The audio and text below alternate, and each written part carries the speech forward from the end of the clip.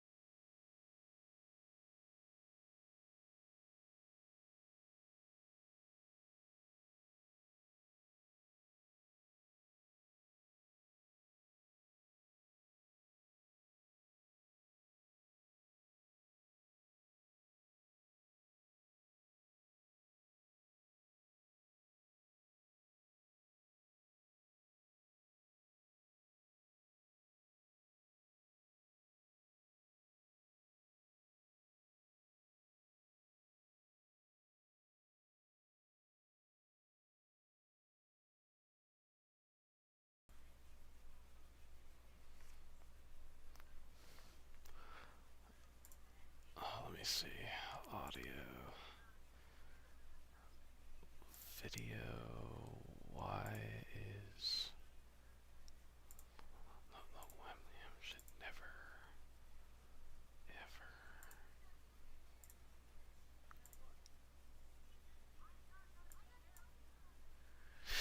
DM Dungeon Mastery coming at you live. Let me see that works.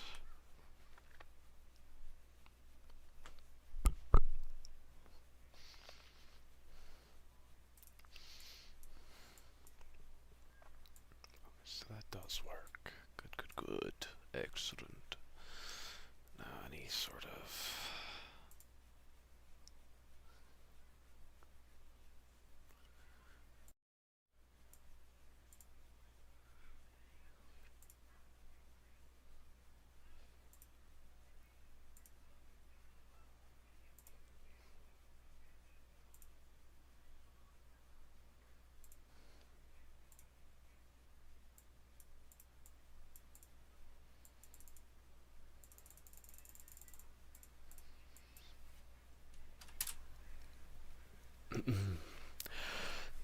Hello.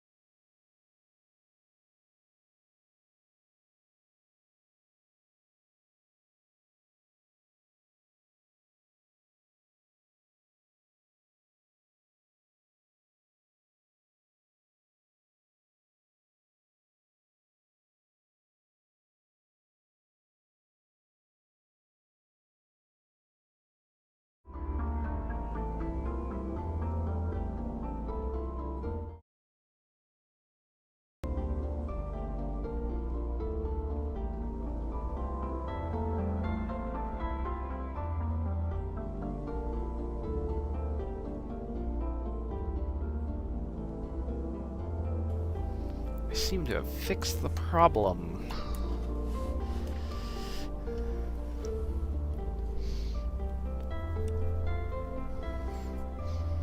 What's going on?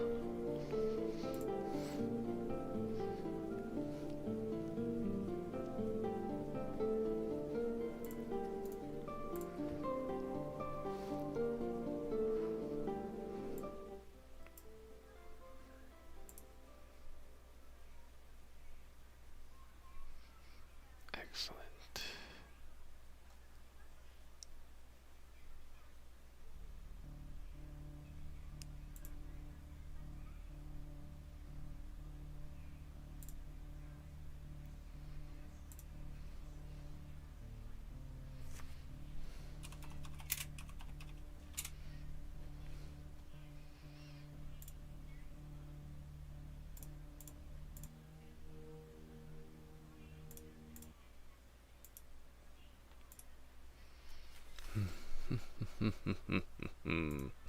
I figured it out. Excellent.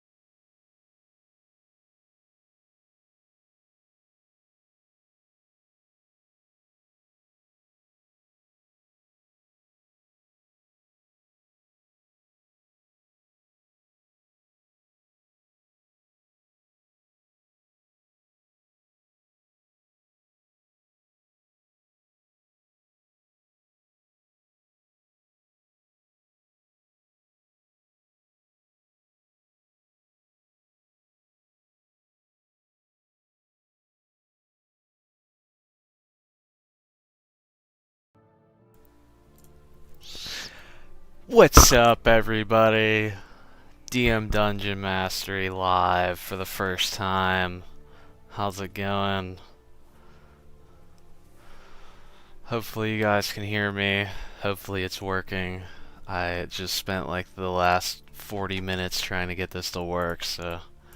And my voice is going to be pretty bad quality because I'm using this and not my blue snowball that I use for recording usually, but you know, it's casual. It's casual today. It's Halloween. Just trying to chill. Just waiting for people to flow in, you know. What's going on? What's going on? It's pretty hype. It's my first live stream on the channel. Okay, sweet. I guess I'm gonna have to, oh, let me see here actually. I think I have the wrong chat open. Pop out. There we go. Okay, I had the wrong chat screen open. Hell yeah. What's going on? How we doing on this fine Halloween's Eve? Not really doing a monster that's befitting of Halloween, but you know.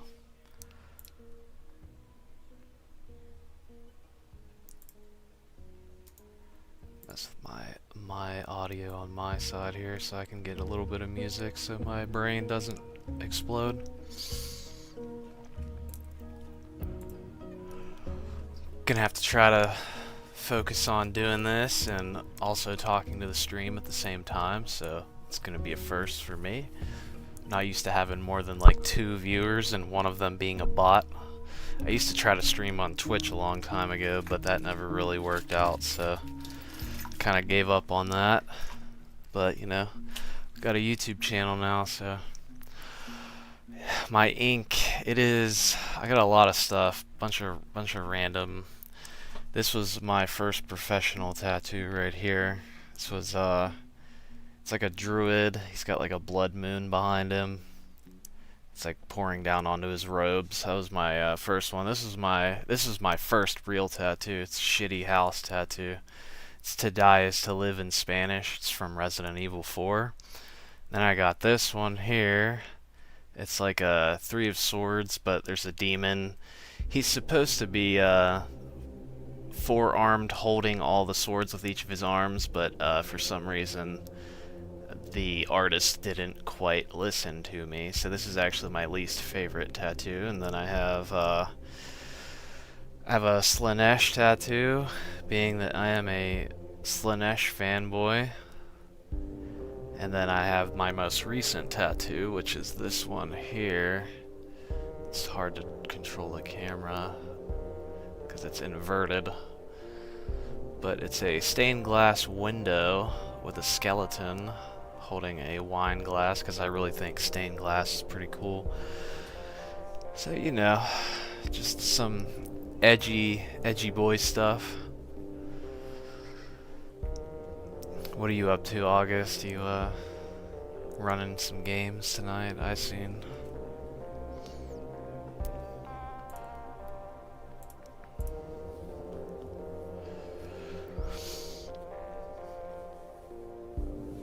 Hell yeah, thank you. It's my favorite tattoo so far. I need to get more though. I want to cover myself up. I want to have like, I kind of want to get a neck tattoo, but it kind of scares me at the same time because I know it's gonna hurt really bad.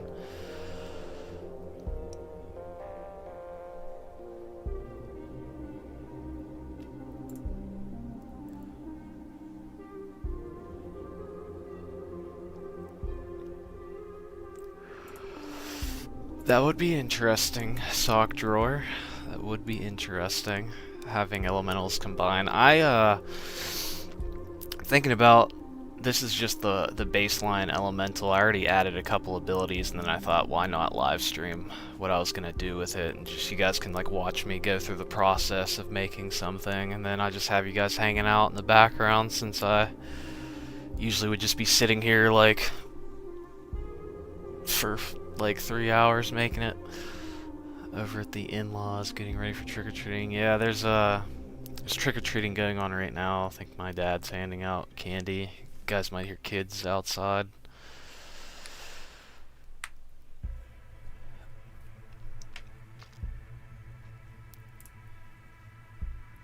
Hopefully, I'm honestly shocked even a couple people showed up. I'm pretty hyped that I got even just a couple of you to show up here, so that's pretty sick.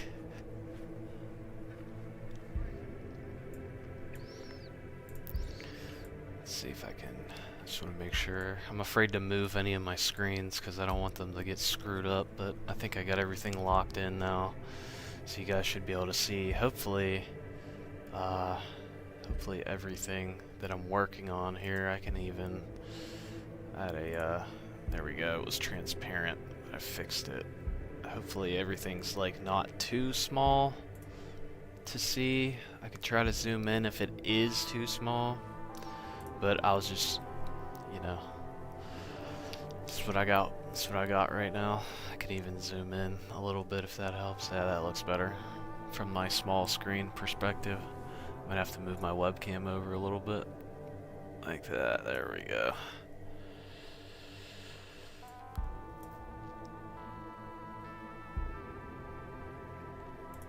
Yeah, I had the idea when I was thinking about like tornadoes the one day, and I was like, you know what? Like, tornadoes are actually invisible until they start picking stuff up, like dirt and everything, because air is invisible. So that was my idea kind of going into it, and I was trying to figure out how to mechanically make it work. I'm not sure if 64 cubic feet, like, I can't visualize exactly how big that is in my head, so I'm hoping that's like a good size for a large elemental.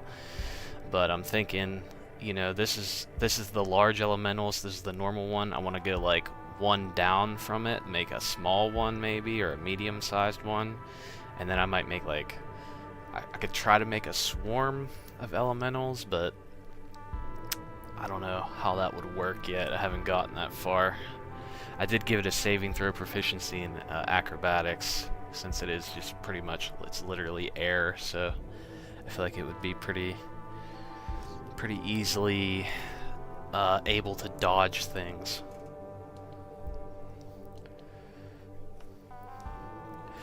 Yeah, I was thinking about a toxic air variant, or something that's like a blightning elemental or something like that.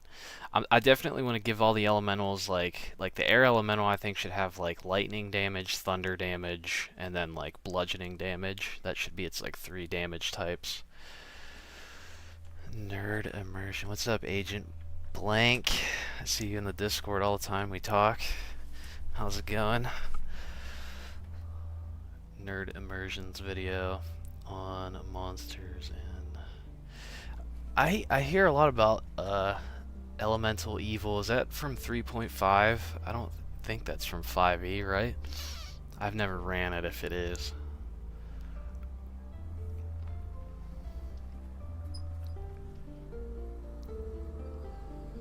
Should be able to drag this off here. Yeah, there we go. Sick. Move that there. Keep this up here. Maybe. No, we'll do something like that. That looks good. Oh.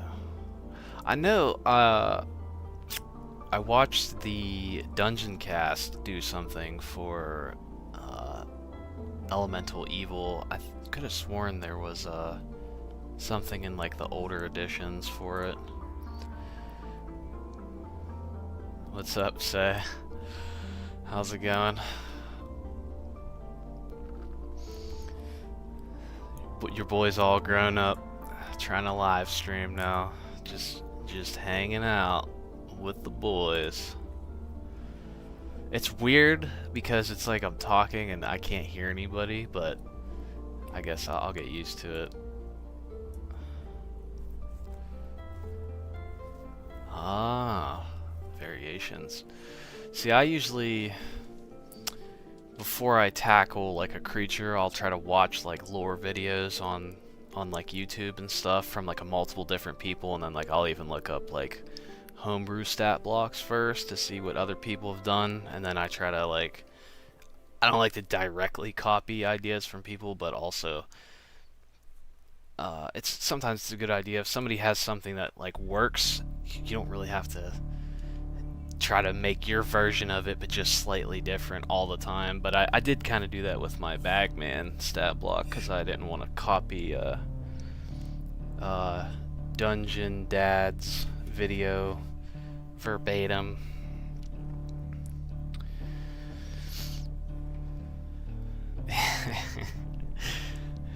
Not getting serenaded, eh?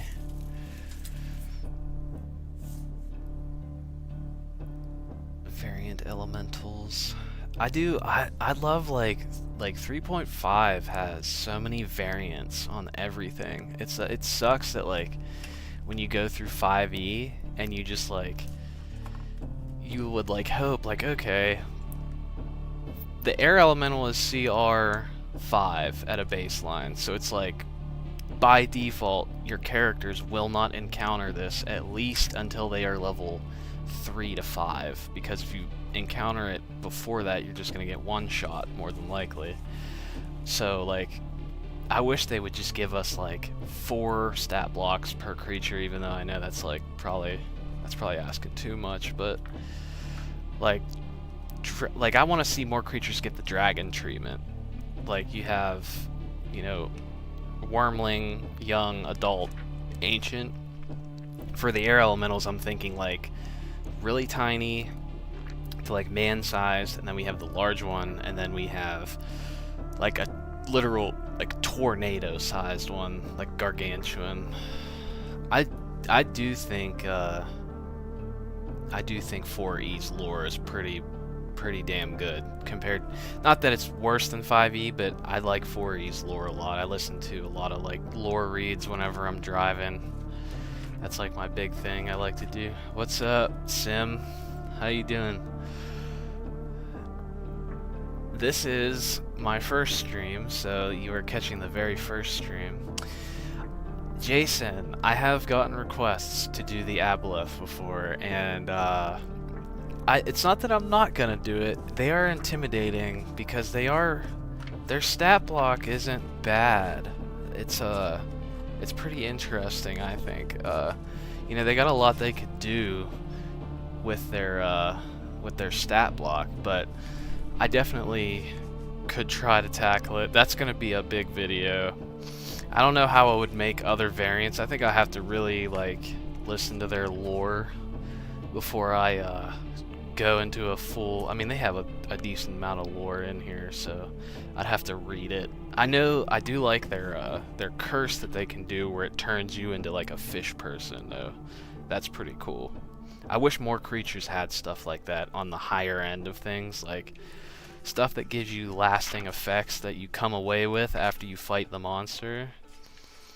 I think that's cool. And then, like, obviously you guys know my opinions on giants. I think giants, like things that are really big. Alright, August, I will catch you later. Who knows, I might still be streaming when you get back.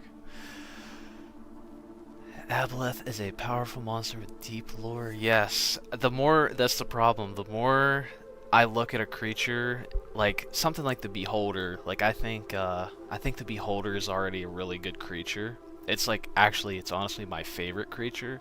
Here's why it's my favorite: because everything that the Beholder does is completely random. It's not up to me, other than like he's gonna target somebody like X amount of times. So whenever somebody gets hit with a disintegration ray, it's like, well, it's not me, man. It's the Beholder doing it, and I usually make the players roll the die. So I'm like, all right, you're getting targeted. I need you to roll a d10, and then they roll a 10, and they go, oh, you got the death ray. You got to roll a dex save. That's what I like about it. So then it's like, it's not my fault. It was the RNG that did it. But yeah, that's kind of like the thing. It's hard. It's hard when a creature's already good to like make it better. It's just more so I'm taking it and adding my own flair onto it. I really don't even know what to add to the Beholder, though, to be honest with you. Brown Owl, what's up, man? How you doing? How you doing? My Halloween is going all right. It's pretty chill today. I took the day off and, you know, I procrastinated all day and I was like, you know what? I'm just gonna start streaming.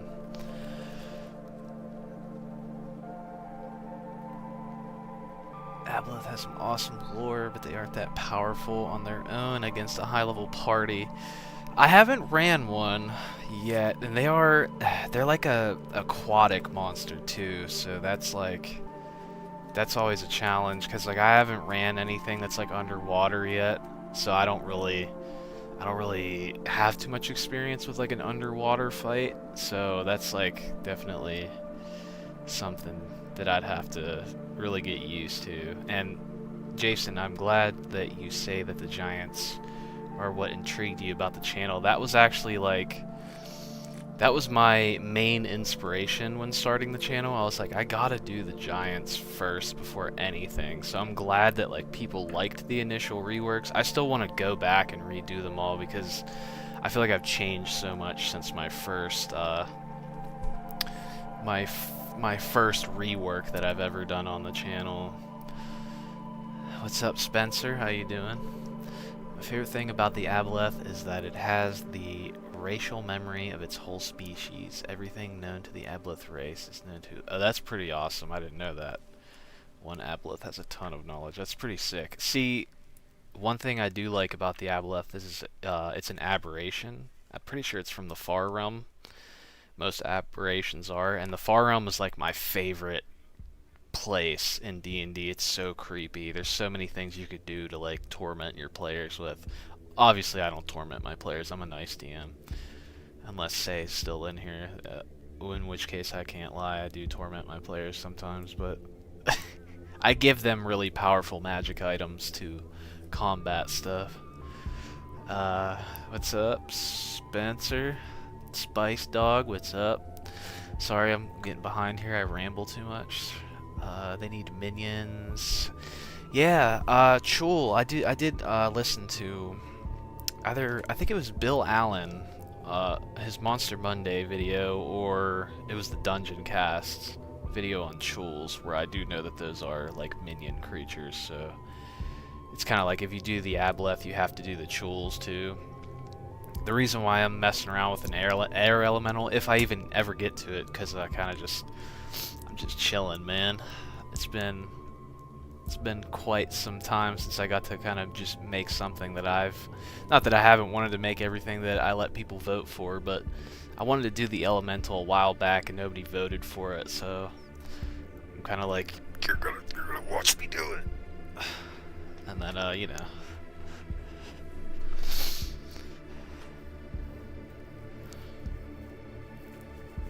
I'm assuming most people that are watching me are Dungeon Masters, right? Pretty much all of you are Dungeon Masters or ran games before. In the Discord that I traumatized my friends with your on-cake broodling swarm. Hell yeah. That's my first take on a swarm. I actually kind of like swarms and hordes and stuff. I kind of like... It's like I got bit by a vampire when it comes to swarms. I really enjoy messing with stat blocks like that. Cause like if you... So here, we'll load like a basic... They should have a swarm of something. Yeah, here we go. So like swarm of insects on here. It's so basic, and like what really irritates me is like... If you look at The Mummy, okay, the movie The Mummy, and you watch the scene with the scarabs when they're like crawling down that like stone ramp, and that the excavator guy trips and they just like surround his body, and then like he's just a skeleton after. Not really a skeleton, but like they just chew him to pieces. That's what I feel like a swarm of insects should be, but then you get like a paladin that has like a 21 AC and it's like nothing can damage him. And to me that just like it just doesn't sit right with me. Like, there's so many little creatures. Like, it doesn't matter if you have plate armor on. They're gonna, like, crawl in through the cracks. That's how they get into your house, right? Like, little insects. They crawl in through, like, little tiny cracks and crevices that you can't fit into. Or, like, even like a rat or something couldn't fit into. So I like the infesting mechanic, where it's like the idea that they're like crawling into you, and they like, even if they move out of your space, there's still some on you that you have to like swat off. That's kind of like, I kind of just try to use a lot of inspiration from like movies and stuff that I've watched for like my reworks. I suggested the werewolf when you wanted the elemental. That's all good. The werewolves needed to get reworked too. Everything after, I think it was the skeletons. When did I start doing the stat blocks that I do now? Where I started putting the little breaks with the what is it, the minus sign. So like when I started doing this on my stat blocks, I think that was like the biggest change, because that kind of like, you guys know that that's my stat block when you see these on the stat block. So I kind of want to go back to over everything that I've already done and like rework all of them, but you know, I don't want to. I was doing giants for so long, I can't just like keep spamming giant videos, because then people are gonna get bored and they're not gonna want to watch me anymore. DM here, though I'm a PC often as well. I'm a forever DM. I honestly kind of like being a dungeon master, because I like, I feel like my ADHD has gotten worse the older I get, so like it's hard for me to keep my attention on something. So like when I'm a player, I get that one turn in combat and then that's it, versus I'm a dungeon master, so it's like I get this turn, a couple more turns goes by, it's my turn again, a couple more turns go by, it's my turn again, depending on how I roll initiative. And I don't know, I just like constantly having stuff to mess around with, but also I know how to like sit back and let the players like role play. That musketeer horde stat block worked well. Sweet. I'm glad to hear it. Yeah, that's like, I'm glad that like I kind of have at least a baseline for like eyeballing the challenge rating on stuff. So like generally speaking, my challenge rating is like pretty good when I like kind of just guess. I've been DMing for like four or 5 years now, so you kind of get like the idea. Once you learn like how strong player characters are at certain levels. I always actually never really, I actually have a funny story. Whenever I first started DMing, I gave one of my players, let me find the creature in here, because they fought one. And this was like when I was still on tabletop, which I miss tabletop D&D. That's like my biggest love is, you know, throwing out miniatures and stuff like that like you've painted, and like you get to just like, I have a whole bin of creatures that I've painted, but like it was fun getting into like painting bases up. I got like flock on here and like the texture paint for like mud. It's fun doing that and then slapping the actual physical thing down, and like rolling actual dice is so much better than hitting a button and then the digital die gets rolled. I hate it, because I like to like fidget with my dice, because it's kind of like probably the same concept of a fidget spinner. It's fun to like just sit there and like mess with stuff. I have DM tabletop in person. I have a lot of miniatures. I have a lot of terrain. I don't have any Dwarven Forge. That was like my end goal, and then life kind of kicked my ass, so I'm kind of recovering from that. Let me get back to what I was talking about real quick. Where is it? It's always so weird to me that like zombies are in the back of the book, like just an afterthought creature, whenever they're like such a iconic monster. Skeletons. It was a skeleton minotaur. 272. 272 should be in here, right? Yes. Okay. So my story. I don't roll dice in a video call. I have gotten used to the dice doing the math, or the digital thing doing the math for me, because I'm horrible at math. Like I'm like an absolute moron when it comes to math. Also, what's up, Tank? If everybody doesn't know Tank Master, he is a patron. He was my first patron, so welcome, sir. You're thrown, my good man. Thank you for joining. I'm glad to see you here. I haven't heard from you in a little while. I was getting worried. I was like, he's bored. He doesn't want to talk to me anymore. So anyways, what was I saying?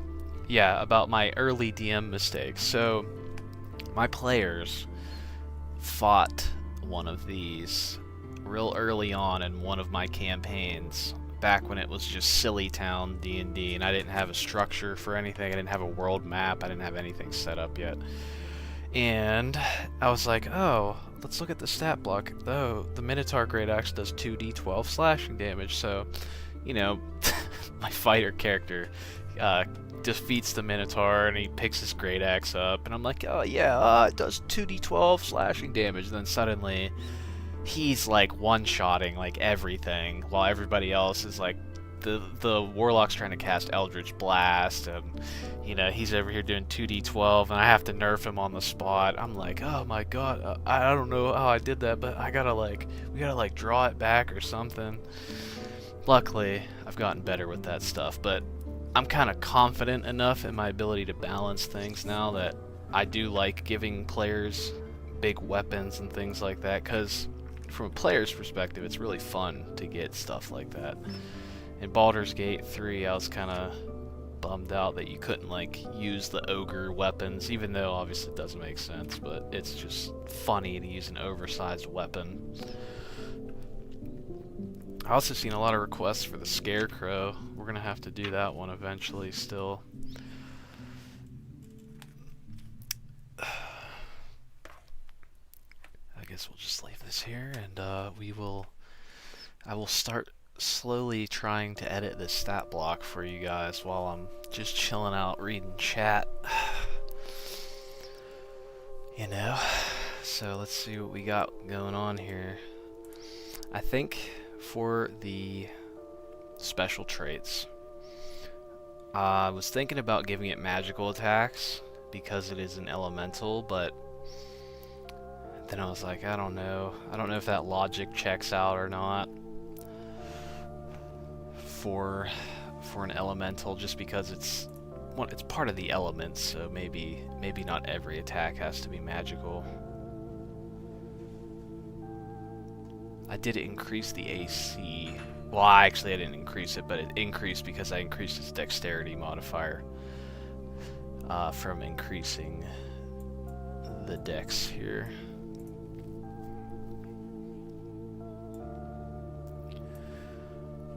So, what I was thinking is we mess around with the actions. Yeah, I do agree. The more I think about it, I think their attacks should be magical. I just like, every time I go to put something on a stat block, I like picture everybody that's gonna get mad about it, and then I'm like, I don't know, is it even worth like the hassle of putting it on there?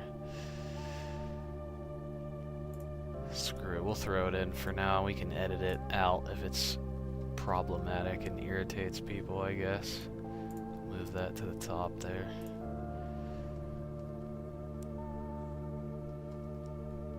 Now, so I'm thinking an attack that does lightning damage, an attack that does thunder damage. I'm actually thinking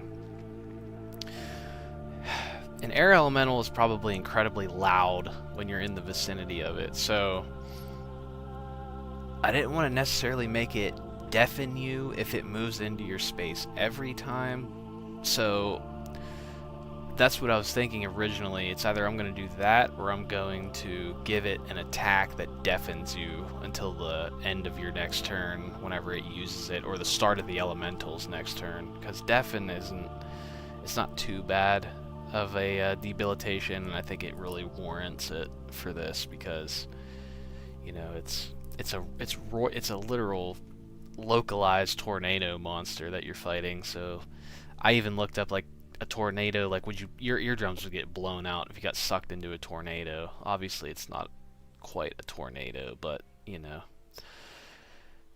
know, it makes sense in my head, right?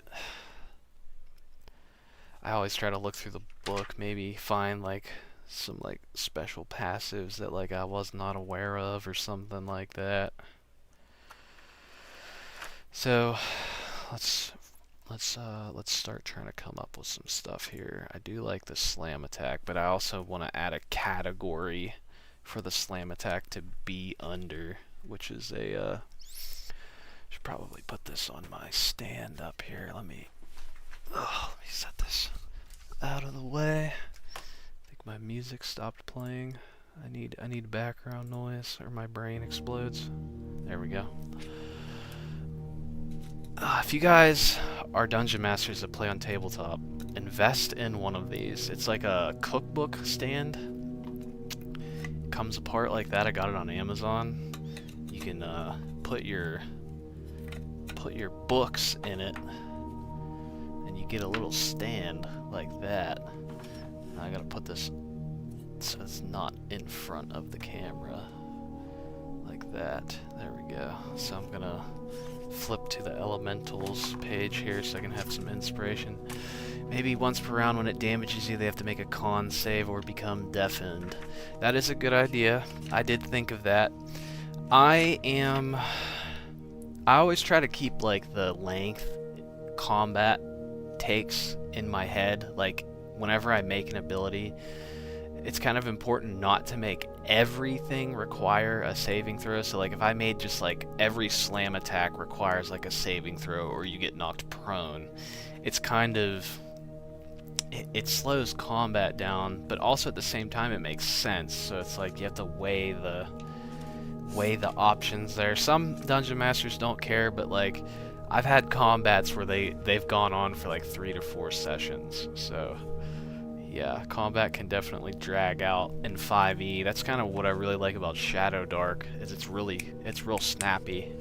You just like one player goes after another and then it gets back to you, and it's just a movement and an action, nothing else. And like with 5e combat, the biggest reason why I started doing reworks is what's up Lucas? When I think of air elementals, I tend to think of Zahir from Avatar and Korra with the power stuck the air. Oh, to suck the air out of somebody's lungs. Yeah, I had a player that was trying to do that once. He wanted to turn into an air elemental and like suck the air out of somebody's lungs or something, or like go into somebody's lungs and expand. That is a cool idea. That honestly, that's like a very very maniacal thing. So I picture something like the Invisible Stalker could do something like that. Not that the elementals can't, but like like they say in the lore for like elementals, when they're not on their elemental plane, they're actually a lot more stupid. Versus like if you fought an air elemental on its plane of existence, it actually is like way stronger. At least that's what I've read. That's what I've heard. Which is interesting. I like little things like that. They can suffocate a creature inside them, make it a grapple action. Okay, so you guys want to add that. Okay, we can do that. I'm down for it. That's pretty mean, but I like to make my creatures pretty mean, so you guys know me. I think that's why you've all subscribed and watched my videos, because you like the meanness. It's mean, but it's fair, usually. What page am I looking for? 123. There we go. Okay, so I just want to read the lore for the air elemental here. So it says, an air elemental is a funneling cloud of whirling air with a vague semblance of a face. Although it likes to race across the ground, picking up dust and debris as it goes, that's where I got that idea from, it can also fly and attack from above. That gives me an idea. What if the elemental could pick you up and then fly away with you? And then, because it's like a tornado, it like whips you off in a random direction. That's pretty mean, but that's pretty cool, I think. That's how you gotta homebrew stuff. You just gotta start thinking about stuff like that. An air elemental can turn itself into a screaming cyclone, creating a whirlwind that batters creatures even as it flings them away. So does the whirlwind do that now? Let me see. Each creature in the elemental space must make a strength saving throw. It is flung up to 20 feet away. See, it would be cool if we make like the rotation. It moves into your space. It like picks you up, and then it whoosh, flies up with you, uses whirlwind, tosses you out. But I was also thinking, because of the debris and stuff that it picks up, because imagine if you were like some novice mage and you accidentally summoned an air elemental in your house, in your little hovel or something. It's gonna rip that house up, and then like all that debris is gonna be like swirling around in it. So I was thinking, give it an action that lets it like disperse everything that's inside of it, which lets it go back into its air form where it's nearly invisible until it starts absorbing more things again. That's what I was thinking. But also, I like the idea of it picking you up and flying up in the air with you, because that's pretty interesting. So I think the ability scores are good for just the basic elemental. This is like the large one, but I think this would be good. Now, what I want to hear from you guys is like some ideas for like small or tiny air elementals. Like, what would be like a good tiny elemental? I can't really think of one off the top of my head, but I was thinking about making one. Elementals are creatures made of pure magical force, volatile and intense. Fighting magical beings should be dangerous. I agree with you. I agree. That's why I think all the elementals can be way more dangerous. Like, the fire elemental should be just scorching everything that it touches. Like, it does have that already, but I think it needs to apply like a burning dot. I think it probably honestly already does that. I haven't looked at them, but I do want to do them. I want to get like the stuff that's like, I can't really think of people that were like, if you're gonna summon an elemental, I think most people are gonna summon a fire elemental. So that's why I want to work on the air, because I feel like they're kind of like the redheaded stepchild of the elementals. A hurricane can pick somebody up and send them flying. All of that force and violent energy, I do think an air elemental should be able to grab, lift, and throw somebody. I agree. I think that should be like their iconic ability, because they don't have any ranged attacks. But I was honestly thinking, I mean, they're part of the air element, so why can't they throw like some sort of like lesser version of lightning bolt or something? Maybe just for some sort of ranged attack, but also at the same time too, they have a 90-foot flying speed, so they can move pretty damn fast. Let's figure out what to call the elementals category of attacks here. What do these go off of? Dex? Because it should go off Dex, right?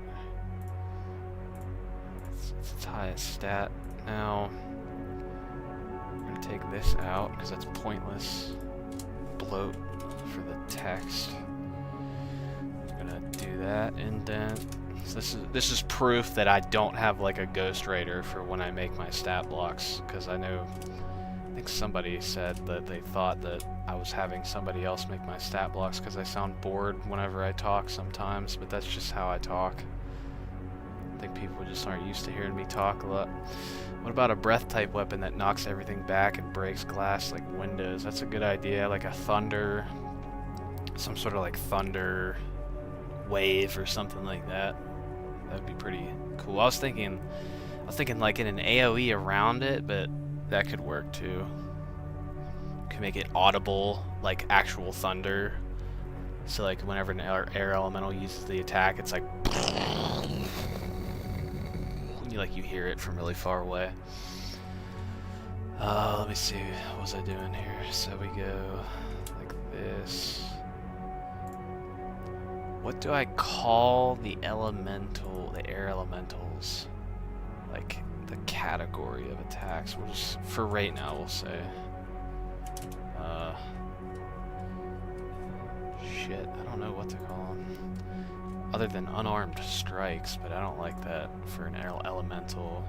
It's gonna be like this, and then we're gonna have everything underneath of it. I guess we'll just do like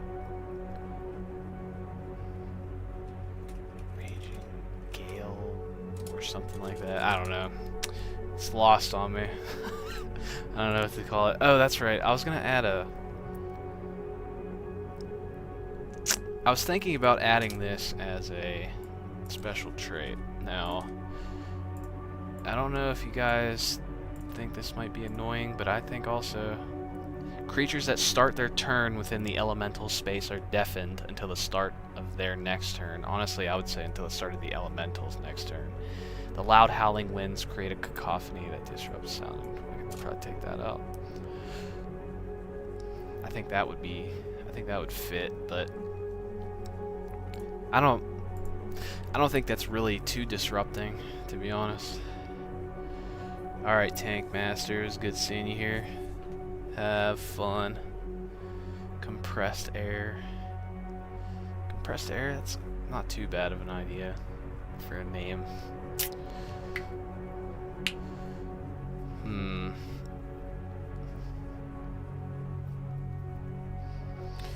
It's a work in progress. We're gonna add this for now, just until I can come up with an ability, because I think that makes sense. We'll say deafened until the start. Yeah, that's good. I think until the start of their next turn is good.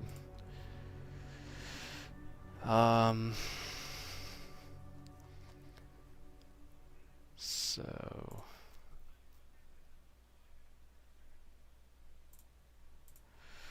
what I'm trying to do here, I'm gonna ask ChatGPT. I usually will ask ChatGPT for a little bit of help for like formatting and like wording on things, but I don't make ChatGPT make the entire stat block for me. It's just so you guys don't think I'm like having ChatGPT make everything for me. Usually it's a long, grievous process when I'm making a stat block. My ideas are just bouncing all over the place.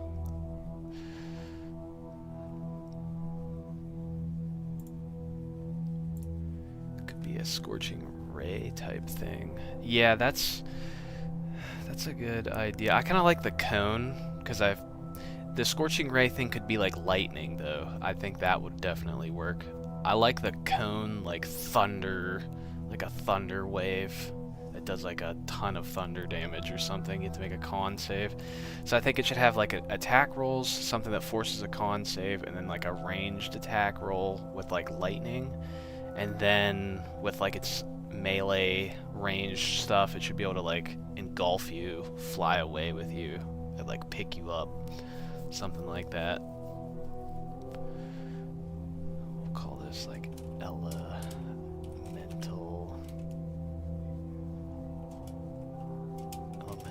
air or something like that, maybe. What is a good name for a category of attacks for an air elemental?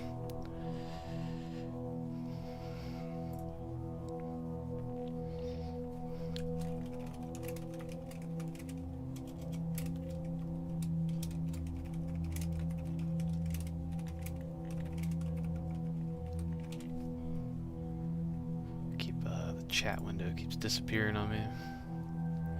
Yeah, ChatGPT is almost like, I look at it like a calculator, but for everything that's not math, pretty much, because it's good for stuff like that. I understand people hate like AI, especially with like art, so I get that part, but I do think it's a very powerful tool that could help a lot of people out when they're making stuff, in my opinion. I know some people don't like it, but I actually really like it. It's helped me out a lot.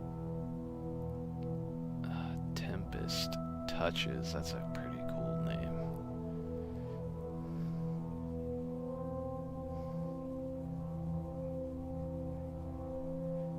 We'll just do that for now. We'll call it Elemental Air, and then we'll we shall fix it afterwards once I come up with a better name. So we're gonna delete this. We're gonna do that. Gonna add some stuff here. This will be the slam attack. This will be on hit. Currently does 2d8 bludgeoning damage.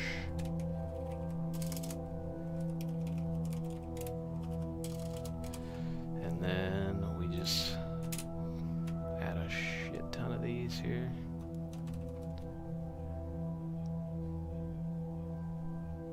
What happened to my damn...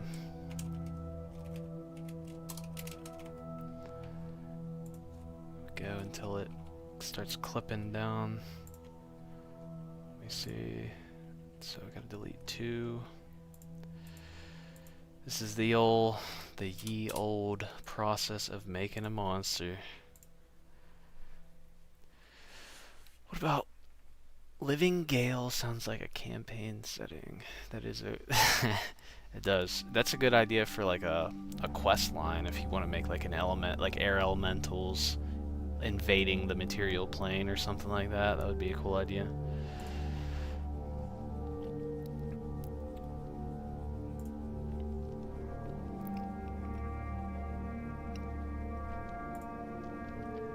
Alright, so we have, I almost want to call this like Air Slam or something like that. Or like Cyclone Slam, maybe. Or Zephyr Slam. That might be good. So that's like its basic attack. See, I think that should knock you prone every time you get smashed with that, because it's a gust of wind hitting you. But I've seen a lot of people complaining about stuff like that that just auto knocks you prone. Like that was, I think a bunch of people were complaining about that in the 2024 like Wolf rework. If it bites you, you just get knocked prone. People didn't like that because they don't like the idea of a player character getting ragdolled all over the place. But also, that's like part of being an adventurer. You're fighting crazy stuff, so you're gonna get whipped around and tossed around and stuff. I don't know. I want to do that. I would say like large or smaller creatures. Say like large or smaller are knocked prone. That should probably require a saving throw. Smaller creatures. Let's make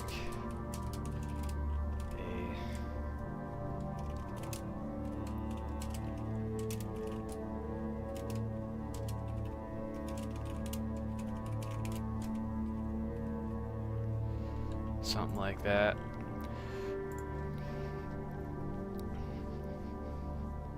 Whoops, why is it all in italics? What'd I do? Oh, I see. I didn't put that. There we go.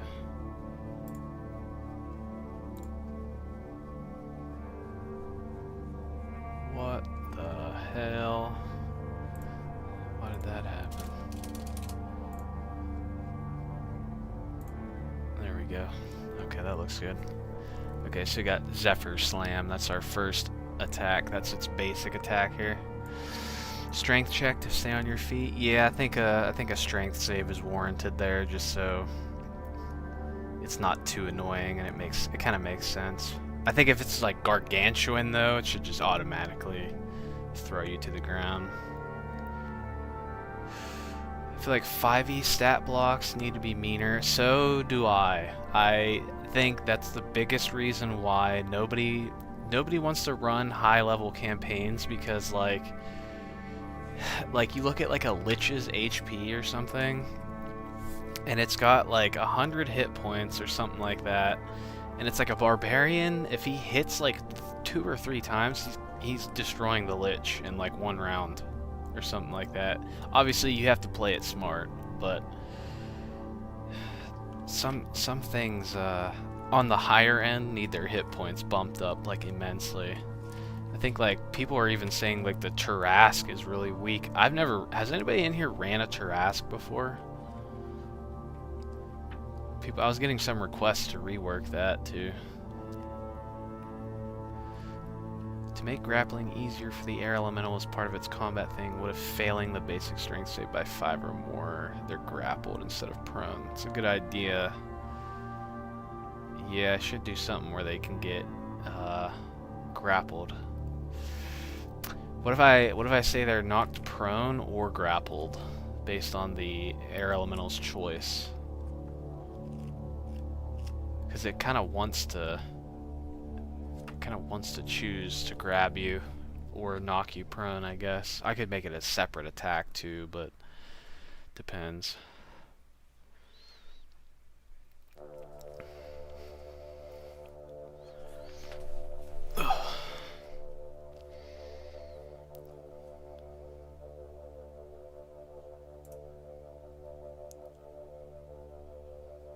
Can you guys hear the music, by the way?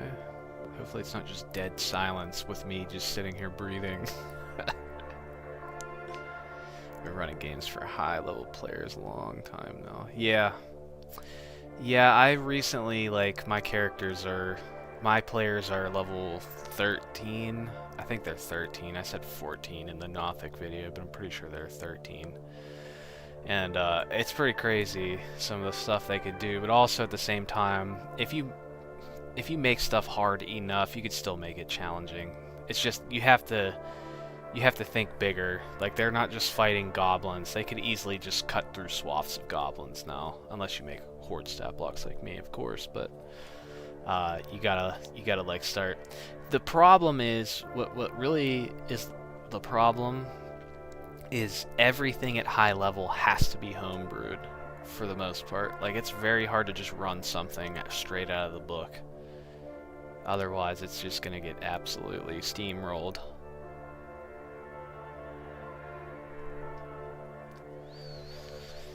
As a DM, I tend to value character choices heavily, so I tend to reward my players for their choices on their characteristic to allow them to shine through them. I do like a good RP from some players too, and to punish fools who think they can get away with low charisma against a ghost.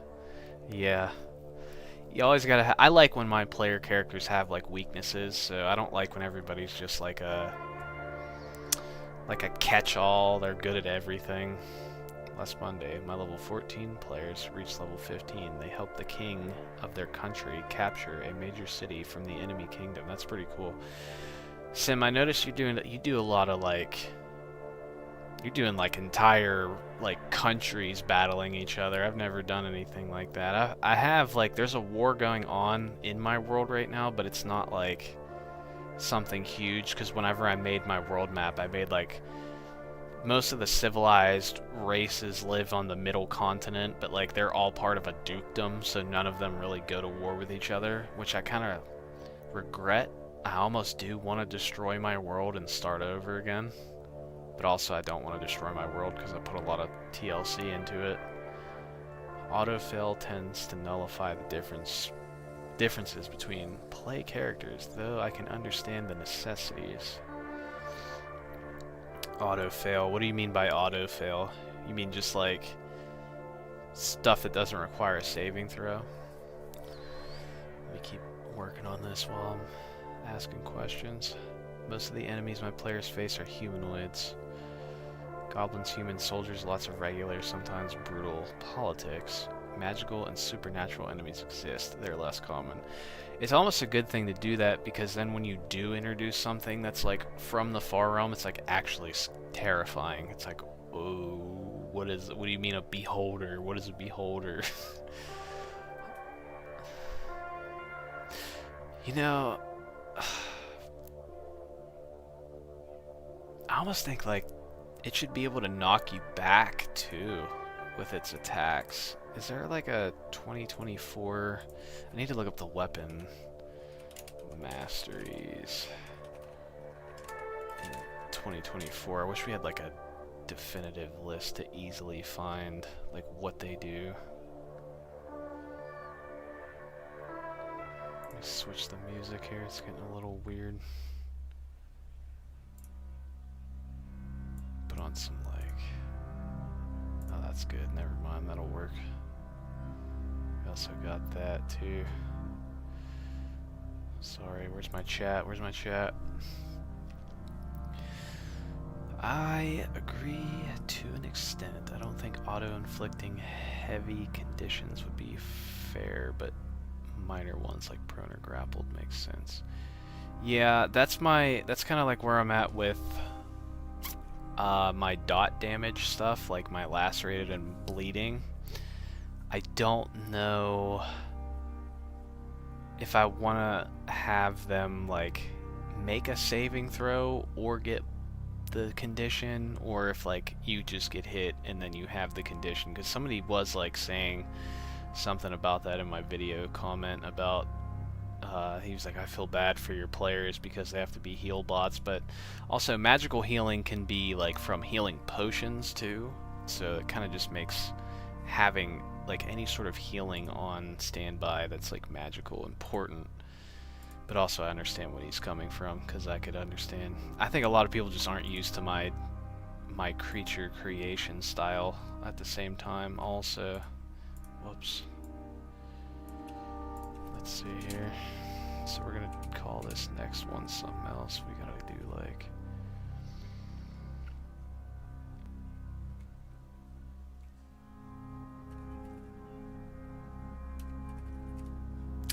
Everything left my brain. What were we doing here? We wanted to do... I could make a separate attack that grapples, because the slam, I'm picturing it's like an overhead, like fists down on something. Do like a cyclone grab or something, maybe. Yeah, that's it. No save means the barbarian or the mage can't resist an effect to make them prone, for example, which the barbarian wants to be that buff tank. It can feel meh. Yeah. Yeah, I try not to do anything that's just an auto prone unless like it really makes sense. Like if the creature's like gargantuan, I think it does kind of make sense if it hits you and it knocks you prone. If you're fighting something that's like the size of a building and you get hit, it kind of makes sense to me. But also I do get it too. It's like you don't want to get just ragdolled around the room when you're trying to fight something. It is kind of... You have to do... That's where it is good to like play as a player character occasionally, because you do get to kind of learn like, oh, that is really annoying. I'm sorry, I've been inflicting that upon you guys for like ever, and I just realized how annoying it is.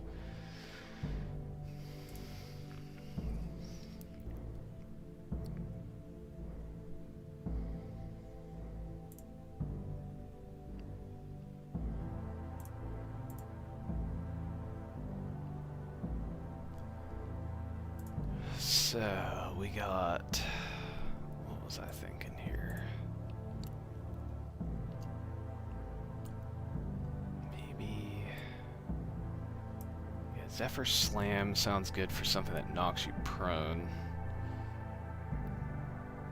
We got like Cyclone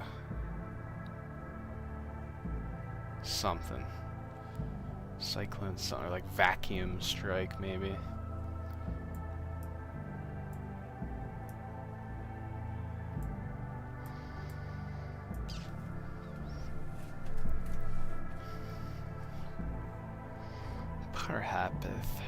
Perhaps. I would say make it a very hard saving throw in that case.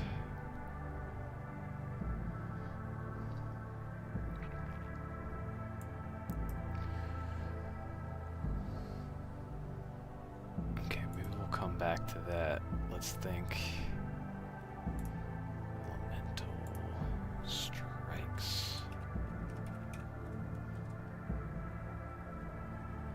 Close, like elemental strikes, and then I want to do like elemental This is kind of pointless to do because you can't really disarm or do anything to an air elemental, but still I kind of like just having a separation between its melee attacks and its ranged attacks. Also at the same time I want to take out melee weapon attack because you know you're making an attack. So there we go. I'll do that.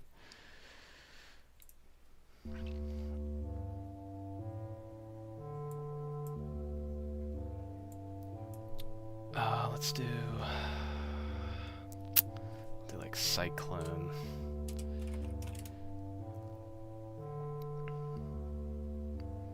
Maybe like vacuum pull. I don't know what the hell to call this ability.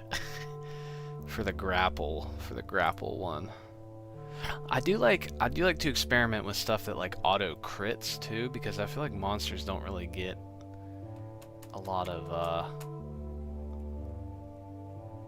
cold damage is a good idea too, because that does fall in line. See, that's what's fun about like elementals, is like you get to add like so many different damage types in, which also reminds me, I kind of want to make them immune to cold damage too.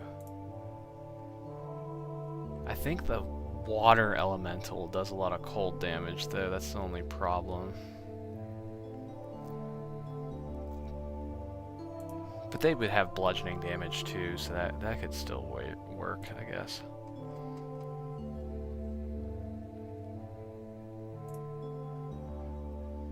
Wind chill could possibly cause cold damage. Yeah, I think there's a lot of potential for abilities. I gotta make sure I don't make them too wordy though, so we can take out this slam because we don't need that anymore. So this is what we got. I'm gonna change the look of this so we don't have to look at this like bland, non-colored thing forever.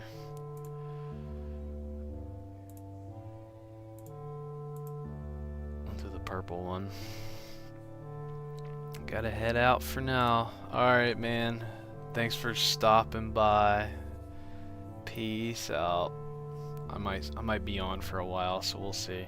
It's only 8 o'clock my time, and I got nothing else going on, so might just be big chillin'.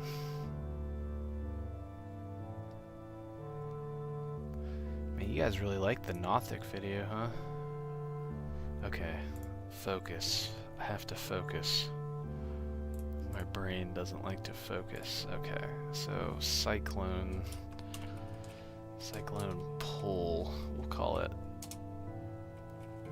Yeah, Cyclone pull. Now, should this deal the same amount of damage, maybe? I guess, why not? 2d8 bludgeoning damage.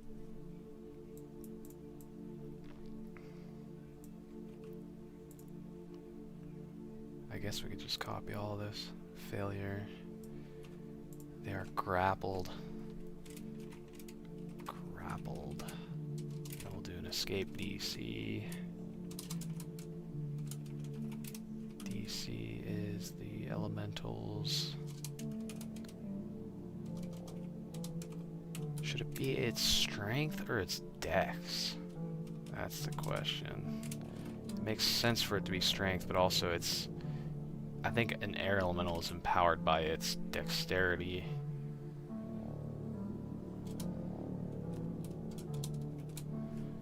We'll do that just for the time being, and then we can change it if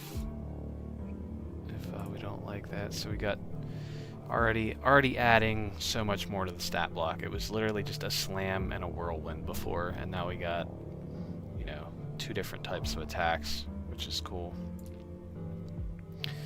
Cause bludgeoning, lightning, thunder, and cold in varying ways. Yeah, I agree. I do think it should utilize all its elements. That's also, it should utilize gravity when it picks you up and throws you 40 feet in a direction, when it's like 90 feet in the air and you go flying off.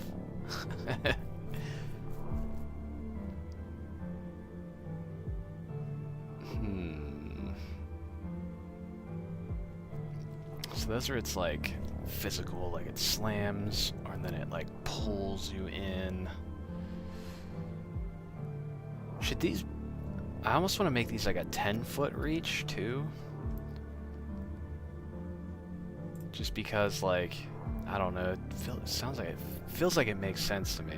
It's just like, air's pretty strong. It's like compressed air coming out of like a giant living tornado. I think 10 feet warrants that. So it could pull you in now from 10 feet away, or it could, you know, slam you to the ground.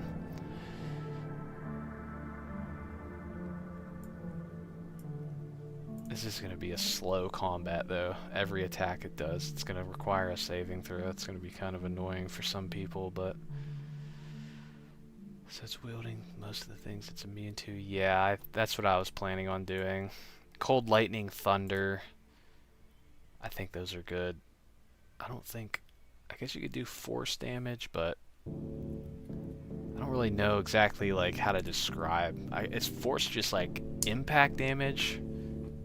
Force is almost like magical bludgeoning damage. I don't even really know how to describe force damage if somebody asked me to. I couldn't do it if my life depended on it, I don't think. Oh, let me switch here. Here we go, yeah. Dungeon synth music.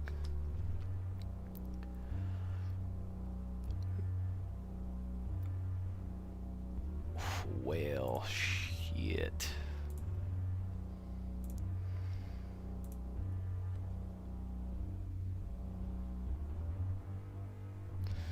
So, force is like a magical blast, like raw arcane energy. Yeah, the only thing I know that does force damage is Eldritch Blast. I can't think of anything else. Yeah, maybe I just call this Elemental Air. Nah, it's fine. How could you realistically disable an air elemental? I don't think you could. There's no spells that like remove air from the room, I don't think, so... Oh, Magic Missile does do force damage, that's right. I think that makes sense that it would be able to be damaged by it though, so we could probably just focus on Cold Lightning and Thunder for this.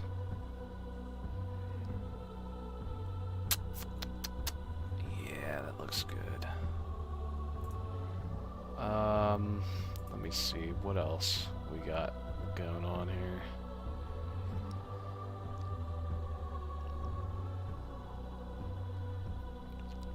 I will say are pulled into the elemental's space and grappled. So that way it could use its whirlwind. That's how it like pulls you in instead of just moving into your space all the time. Primordial force, almost like at an atomic level. Atomic.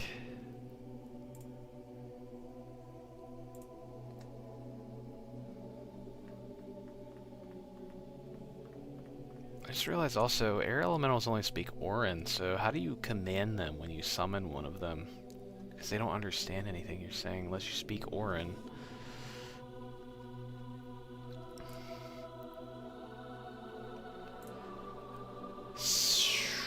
Let's see. So I can't think of any other, like, melee attacks. Unless we want to do, like, chill wind or something. That's like a melee attack roll. And then I think the lightning should be a ranged thing. Almost like Shocking Grasp in a way. Could probably honestly just take Shocking Grasp and reflavor it as an air elemental thing.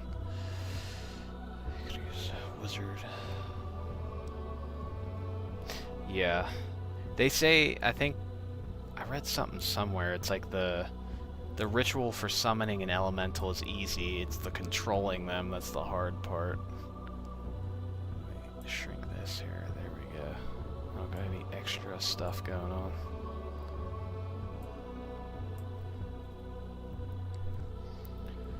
Alright, let's see here. Gale Grab would have been a good idea to call something too.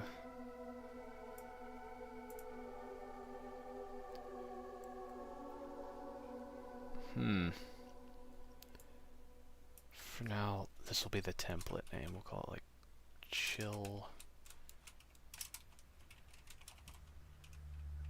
winds or chill cold gale. Cold gale maybe could work. Yeah. Especially if it's a fire elemental. Summoning one is like throwing a Molotov cocktail, I agree. So, Cold Gale. This is almost like a melee spell attack, but it doesn't really matter if it's a spell attack, I guess. We'll say this does con. And this will do 3d4 maybe. Cold damage.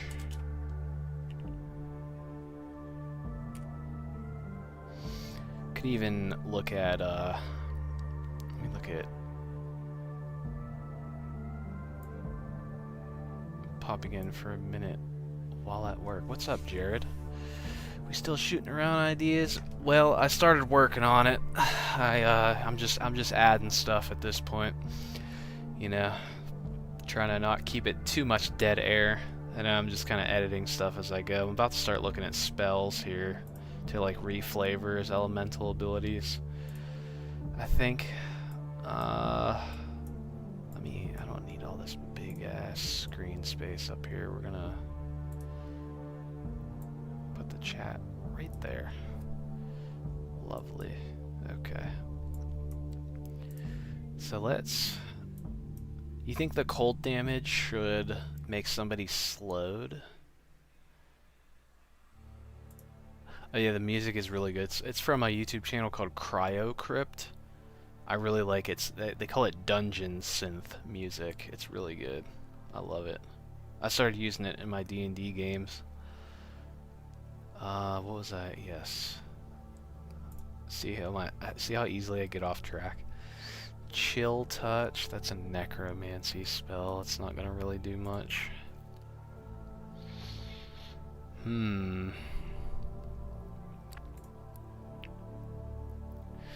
What ideas do you guys have for the cold damage attack? Do you think it should just deal cold damage or also inflict something?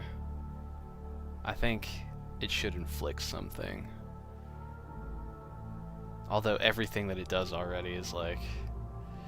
Yeah, I think the Ray of Frost cantrip... Well, that's what I was thinking. I was thinking about just having it reduce your movement speed. So it's like once it pulls you in and it hits you with that, it's like getting away from it. You're gonna be in a really bad situation. I guess I could make this 2d8 as well. 2d8? Or should I make this deal more? Let's CR5.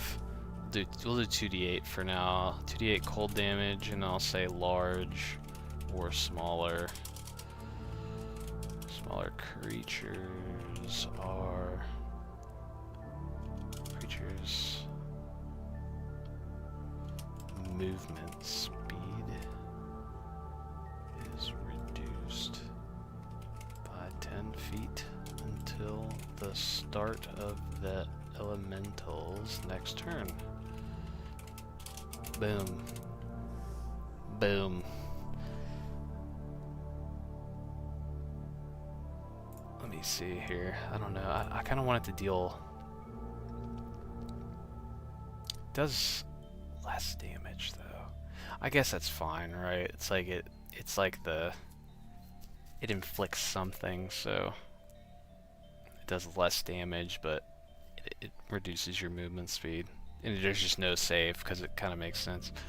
Although I might want to say if you have resistance to cold damage, it doesn't reduce your movement speed, maybe. But it doesn't work like that with Ray of Frost, so I guess we'll just keep it like that then. That's fine.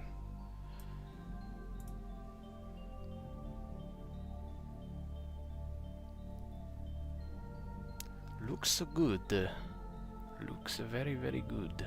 I think that's good for the melee attacks. I can't think of anything else. So it's got an attack that knocks you prone. It's got an attack that pulls you, and then it's got an attack that does cold damage. It makes you deaf if you start your turn in its space. It's like the tornadoes going wild on you, blowing your eardrums out.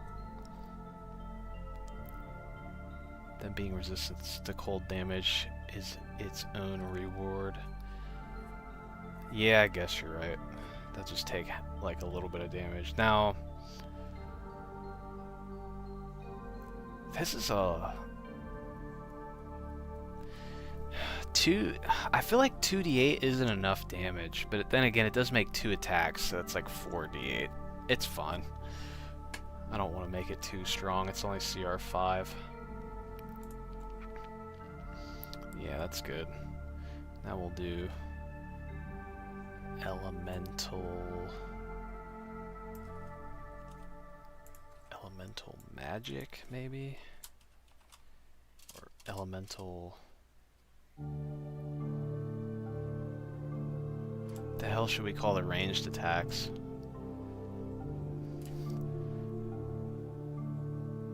Elemental evocations, maybe.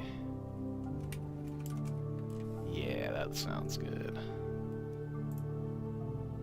Maybe we'll do... what's the category? Maybe special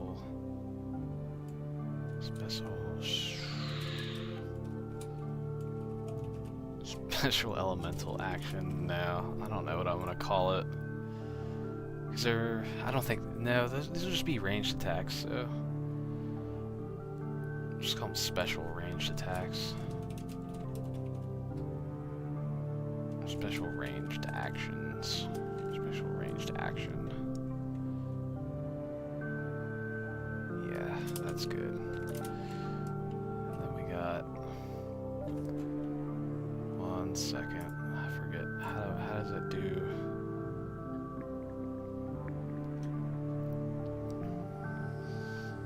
Let me look here real quick. It does the attack and then it does the range. Okay. So we got dex attack, range. So let me just copy that.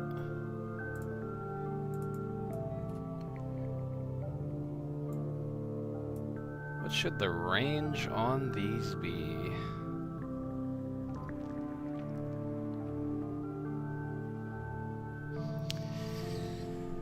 Often attack my players with damage types they are resistant to, so their accomplishments and gaining said resistances feel validated. Yeah, that's a good idea to do that. It makes them feel happy, like they've outsmarted you. Elemental stronger after it's bloodied. I've been wanting to do more bloodied condition things, to be honest with you. Like when I make like a boss stat block, it gains like an extra ability when it hits the bloodied condition. 'Cause it's kind of fun. It's kind of like oh, you hit the second phase, here comes the boss. It's kind of funny to hit people with that. Just say these are, we'll say 60 feet for now. I might not even say these are ranged, I might just say special actions.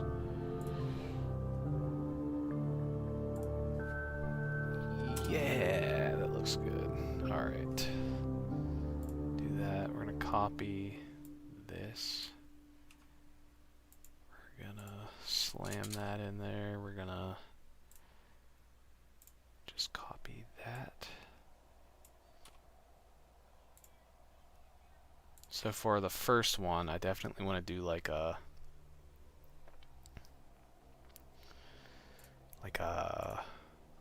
the lightning, like a lightning. It doesn't have to be lightning bolt because that's kind of strong, but for like maybe if I made like a gargantuan elemental, I could definitely just throw lightning bolts like a storm giant could. But then again, it would be fun to make a storm elemental. 1d of extra damage is simple. I don't think it's too much, plus it only gains it when it's almost defeated. Yeah. You're not wrong, you're not wrong. Once I finish the stat block, then I'll kind of look it over and be like, if it needs a little bit more for like a CR5 perhaps, we'll do that. So what was I doing? Yes, of course. What's a good cantrip to kind of copy and rework into? Oh, Thunder Wave's a cantrip already. Huh. We'll have to change the name on that. I think I actually kind of already did something for the Cloud Giant like that, so let me look back at what I did with that.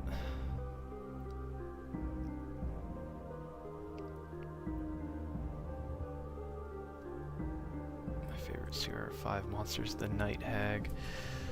I had a really cool encounter with a Night Hag for one of my player character's backstory bosses. He wrote in Rita Wrinklechin. She was like he was a were-rat because he really likes the Skaven from Warhammer, and I let him just make a character that was like permanently stuck as a were-rat, and he was stuck as a were-rat because this witch in his backstory turned him into one, and she was a night hag called Rita Wrinklechin. Something akin to Thunderstep. Oh, that's a good idea. I didn't even think of that. That might actually be a good idea. But also, that's kind of scary. Should we? Maybe. I like that idea, though. That's a good idea. Keep that on the back burner. I definitely want to do like something like a wave of thunder damage. But first, I have to do a ranged attack, like firebolt, but lightning. Which, let me look here. Oh, it would be interesting if I did like Witch Bolt, because I've never seen that kind of turned into like just a baseline ability. If your player character summon this, it's gonna be kind of cracked. I'm not gonna lie. It's gonna be able to do too many things. I'm gonna have to definitely make a weaker one. But also, it's like these are like as the Dungeon Master, this is like your player character sheet, and like you get to play around with so many of them. So it's like, it's the blade to flee unwinnable melees. Yeah, it's not a bad idea either.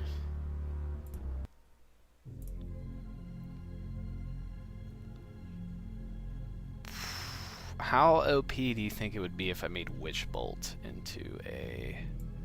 Let me try to put Witch Bolt on this. Come on, Opera. There we go. So my camera is blocking Witch Bolt, but, you know, let me scooch over a little bit. So, I think it would be kind of cool. It could like have to concentrate on it just like Witch Bolt, but it could do it as many times a day as it wants because it's an elemental and that's kind of its element. I don't know if I want to make it 1d12 damage, but then again, it's not that bad at the end of the day, because a barbarian can do way more damage with like a great axe. Although I was more so thinking like it could just like throw these little crackling bolts of lightning out. I think in Baldur's Gate they have they do like a little spinning attack that does like an AoE, like a little lightning storm real quick. Let me look up Baldur's Gate. BG3 air elemental. Let me just see what they can do, just like as a baseline. Primordial Gales. Yeah, see, Baldur's Gate, they had a lot of the same ideas that I had. So they have a gushing air attack that does thunder damage, and that's their ranged attack that does thunder damage. So it does 2d6 damage. 2 jets of thunderous billowing air.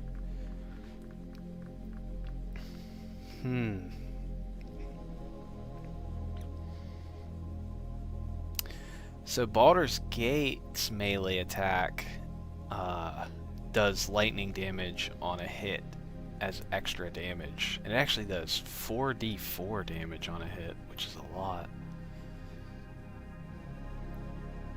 It's 2d8s divided by 2, I guess. That's interesting. That might be more fun to do that.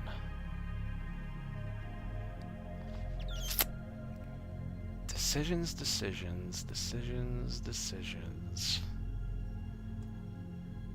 Got a lot of different choices to make here. This is always the hardest part. It's like you have so many ideas. So we can either do like witch bolt-esque thing, or it's got like actual just like it makes 2 ranged attacks. That's that. Or it just does like the witch bolt attack.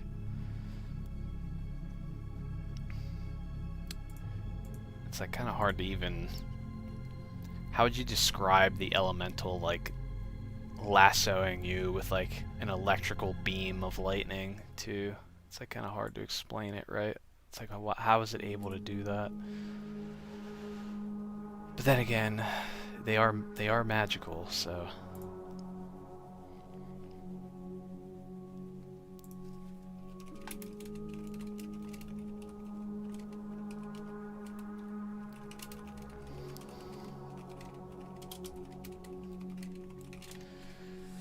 Just gonna get like some list of attacks. Lightning lore cantrip. What does lightning lore do? Lightning lore. Create a lash of lightning energy that strikes at one creature of your choice you can see within 15 feet. The target must succeed on a strength save or be pulled in a line straight towards you. So the cyclone pull kind of already does that. So I'm kind of thinking something that's like an actual ranged attack would be better. Not that that's not a bad idea, but I kind of already inadvertently made that with the cyclone pull ability, since it just pulls you in.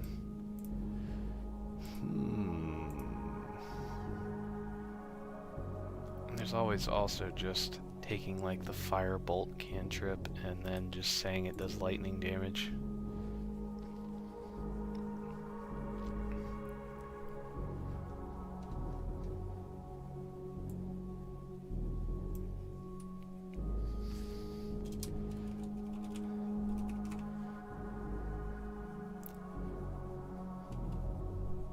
A short range lightning bolt, that's also a good idea too.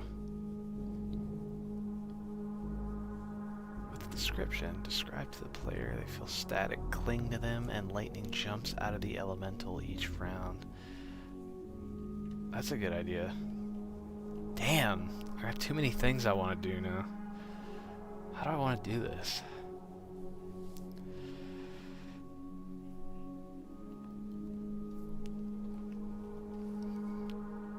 Because I do like that, because you don't see a creature that has something like Witch Bolt, like just as an attack, right? Like there's nothing in the game that has that, so that would make it really unique.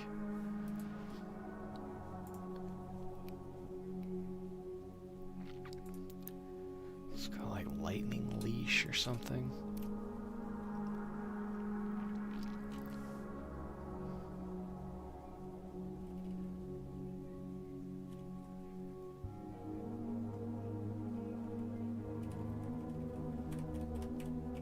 Yeah, the Burning Hands one I'm gonna do thunder damage for, because I want to do like it could use like a crack of thunder really loud, and then it probably would deafen you if you fail the save or whatever it requires you to do. This is what I do for a lot of things. Oh, like Ice Knife would be cool too.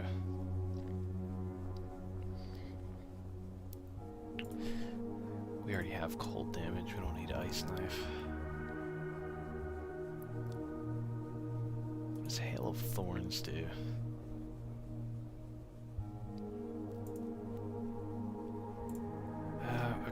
say? Lightning leash.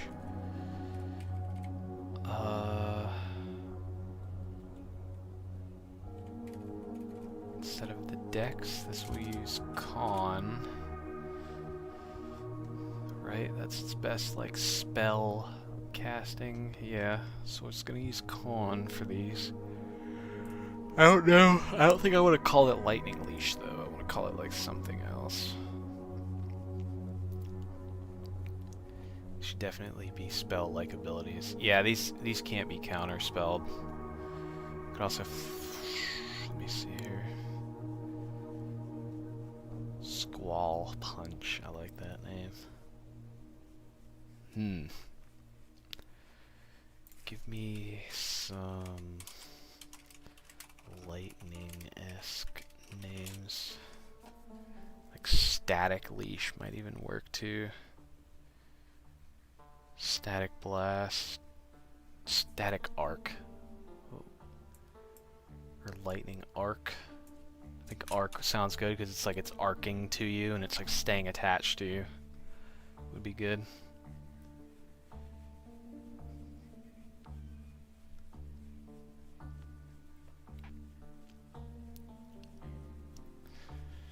Yeah, I think banishing, like this banishment spell is like the easiest thing that you could use against, you know, I was looking up tornado terms too for like what I was doing earlier.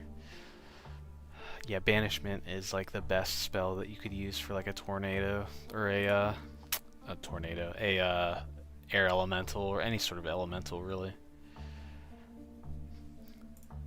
Okay, so we're gonna do Lightning Arc. That sounds good, right? Static Arc sounds better, but it's like lightning sounds more powerful.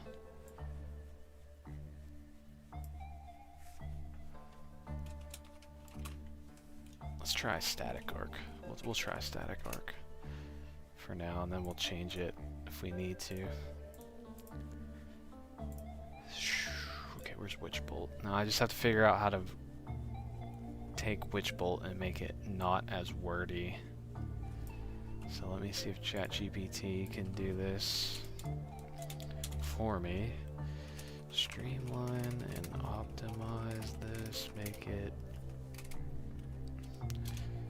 to the point.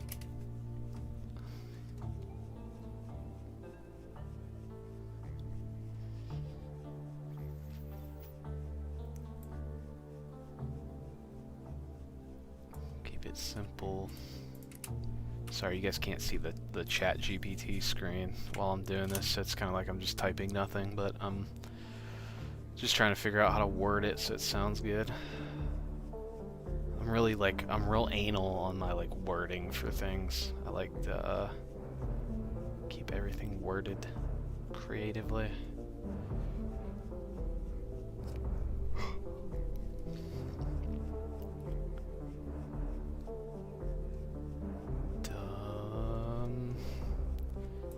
Simple.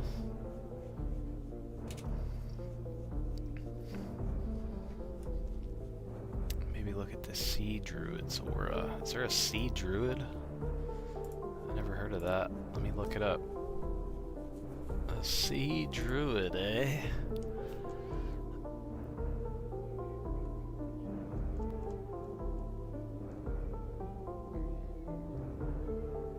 You liar, there's no Sea Druid. Where did you get that out of? What book is that from?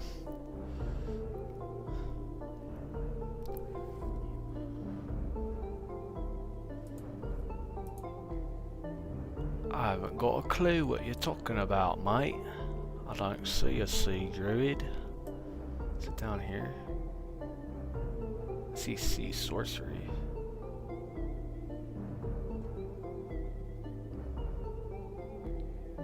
See like a circle of the sea or anything. What is Sea Sorcery though? It's got my curiosity for some reason. Okay, I gotta stop. I'm getting sidetracked too much. I'm gonna be making this stat block for 4 hours. Oh, it's a 5.5 thing. Well, hell. what is it called? Circle of the Sea? I guess that's probably what it... Circle of the Sea. Sick, cool. Oh, I don't... Unforged, because I don't have... Maybe they have it up for free that I can see? Uh-oh, my music stopped. I can't bear to listen to the silence. There we go.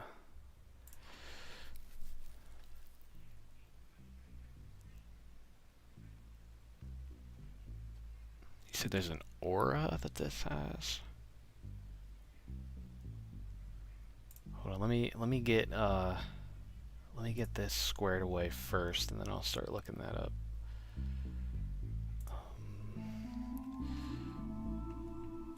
Just say everything if it's already assumed. Make a ranged spell attack.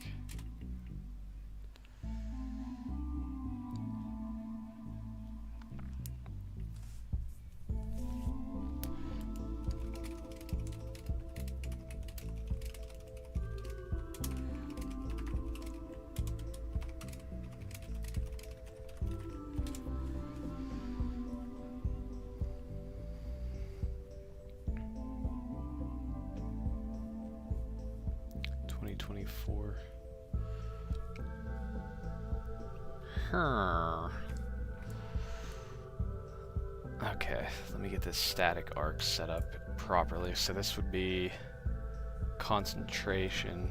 So let me put concentration in here.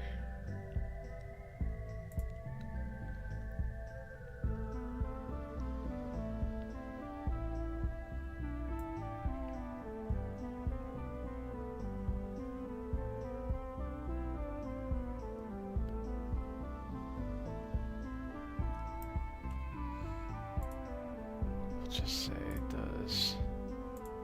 I guess we'll just say it does. We'll even make it add its con mod to this. So 1d12 lightning damage. Lightning damage, and then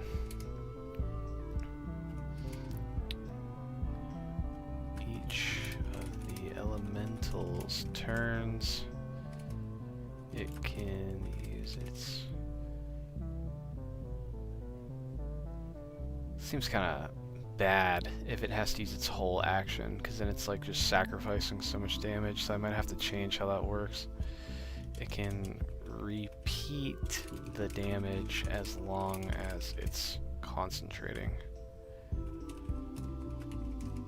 requiring no attack roll. And then we'll say, then the effect ends if the elemental takes another... No, the effect ends if...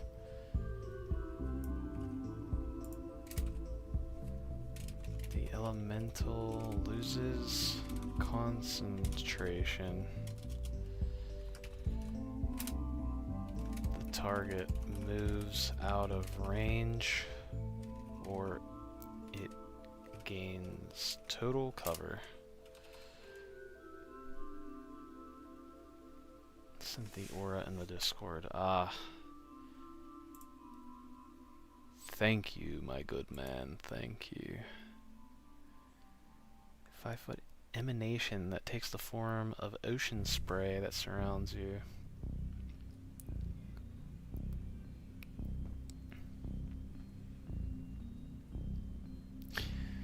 Yeah, that's not too bad of an ability.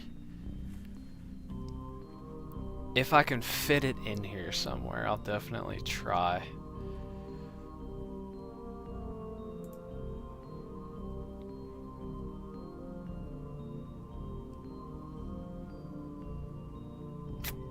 Does this seem good? Okay, so it does... On each of the elemental's turns, it can repeat the damage as long as it's concentrating, requiring no attack roll. The effect ends if the elemental loses concentration, the target moves out of range, or it gains total cover. I almost want to say this should be a recharge also.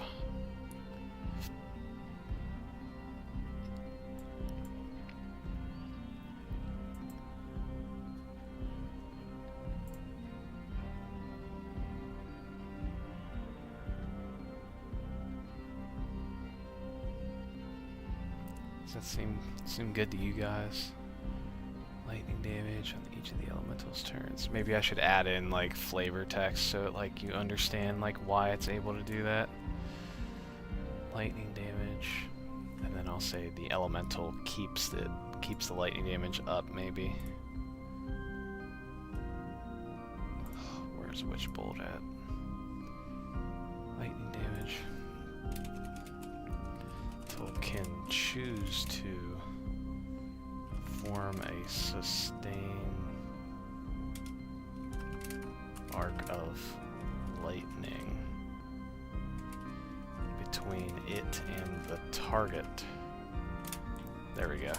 That's good. So now somebody who has not seen me make this can see that and they understand what's happening. We are filling up the stat block pretty quick here. Not quick, but you know. The more danger they feel, the more creative they get. Yes, exactly. That's kind of like why I like making harder monsters, because they do definitely start thinking outside of the box more.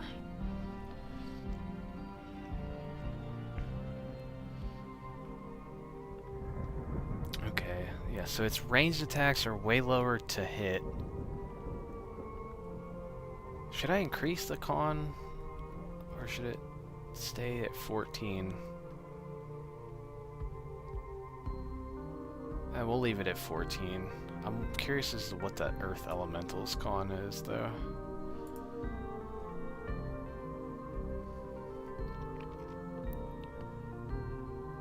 Well, hell. Let's see. Check my stream here. What's going on?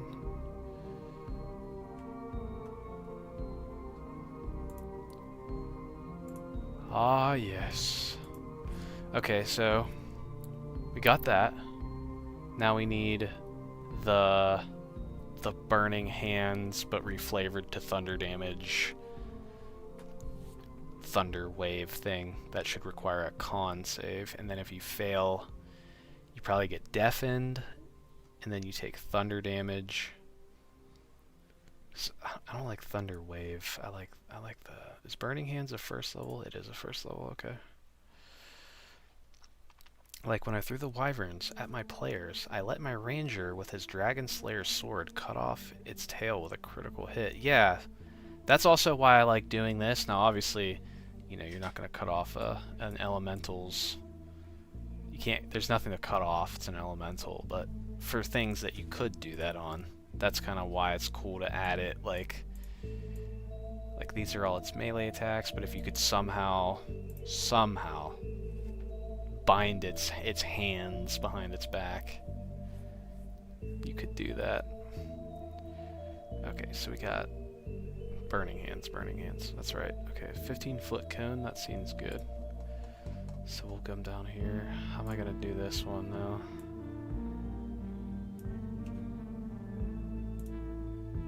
So let's go ahead. We'll move this break down.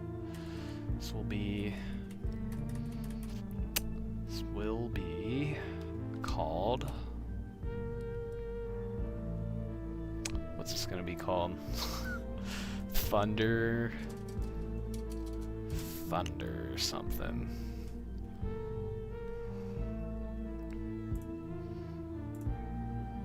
Let me see, I think I got like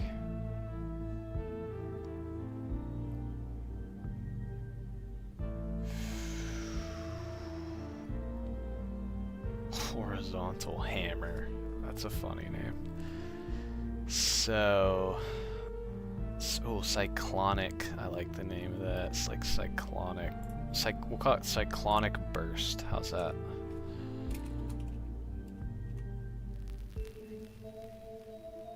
And this will be the. It doesn't need to be recharge actually, because we have a recharge already. This will be Cyclonic Burst.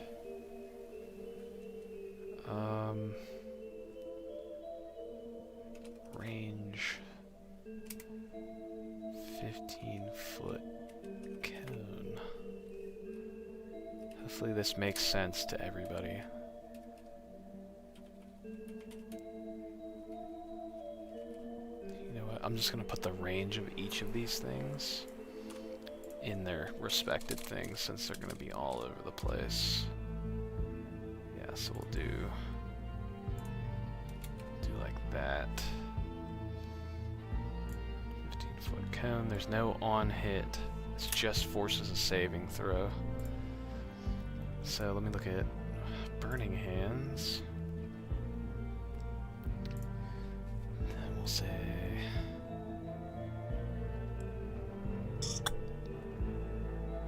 the more flavor text I add, the more cumbersome this is going to get, so I have to be very careful with what I type here. I could just have no flavor text and just do each creature that can hear the elemental must succeed on a DC con save.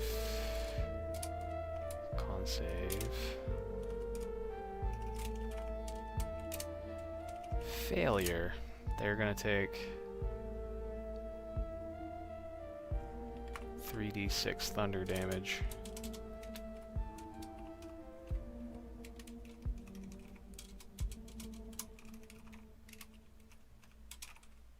Thunder damage and are deafened. How long do you think they should be deafened for? Like 1 minute? Or just until the start of their next turn?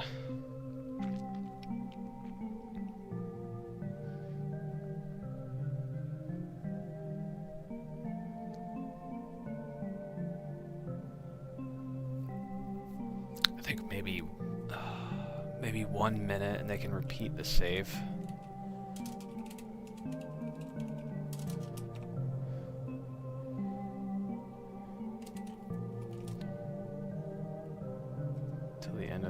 Turn.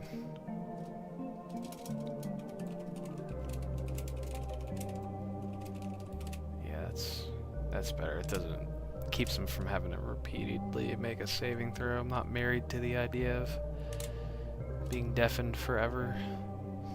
Okay, so now we got that.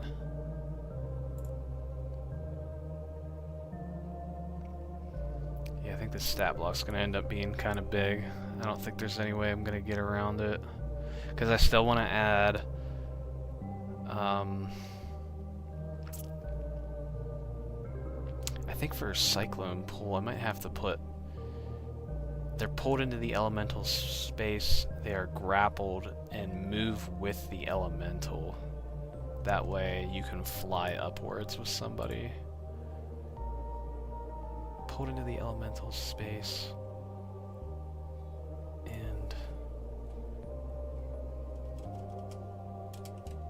are grappled and move with the elemental.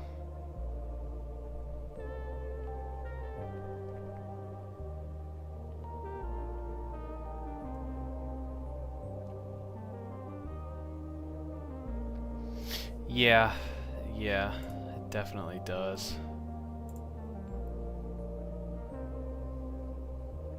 Because I want to, so now, maybe I don't actually need to do that because of Whirlwind.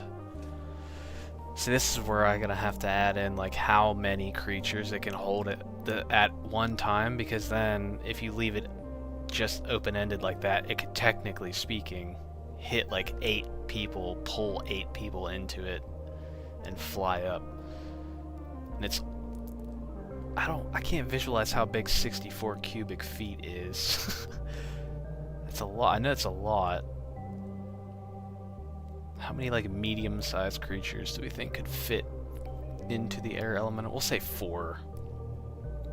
It can hold 1 large creature or 4 medium-sized creatures, I guess.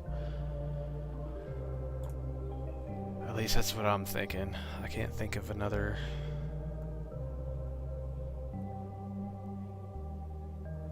I'll come back to that. Now I'm going to probably put Whirlwind into elemental evocations, but I'm going to need to... This is the recharge ability, so this is like the signature move. So let me read over this again, because I haven't really read it fully. So, each creature in the elemental space has to make a strength save. If they fail, they take 3d8 bludgeoning damage. They are flung up to 20 feet away in a random direction, and they are knocked prone. If a thrown target strikes an object, such as a wall or a floor, so we could just say solid object. We don't need to say a wall or a floor. They take a d6 bludgeoning damage for every 10 feet thrown. If it's thrown at another creature, so it's very similar to my the elemental is large 4 is what I would do. Yeah, because then it's like 4 squares can fit 4 medium creatures. That's what I was thinking. Okay, let's go ahead and look at how I need to pull this over here, and I need to look at how I worded my thing for my giant stat block here. Where's my guard stat blocks? Where's my bastion giant? Alright, let me look at fling.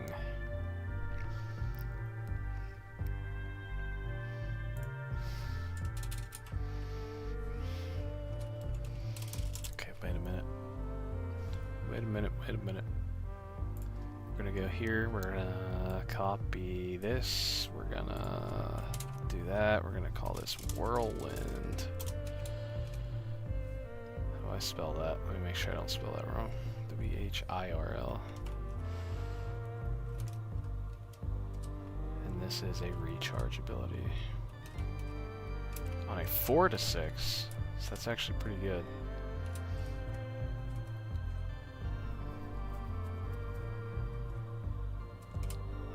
Yes, okay. I think that's good. So we're going to say each creature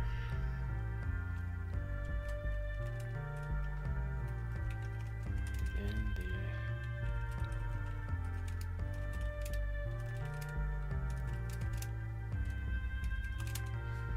sorry, cutting everything off here. DC 13 strength save, so we're just going to make this. Why is it a DC 13? It's coming from its strength mod.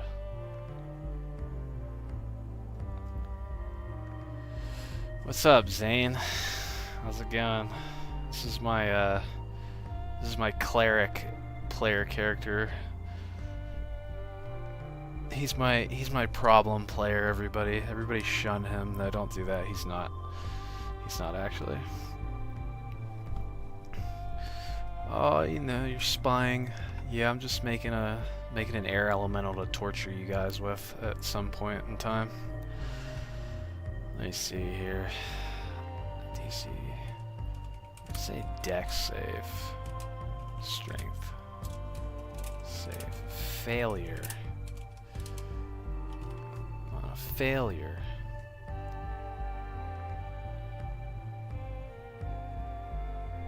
Okay, so we're just gonna say on a failure,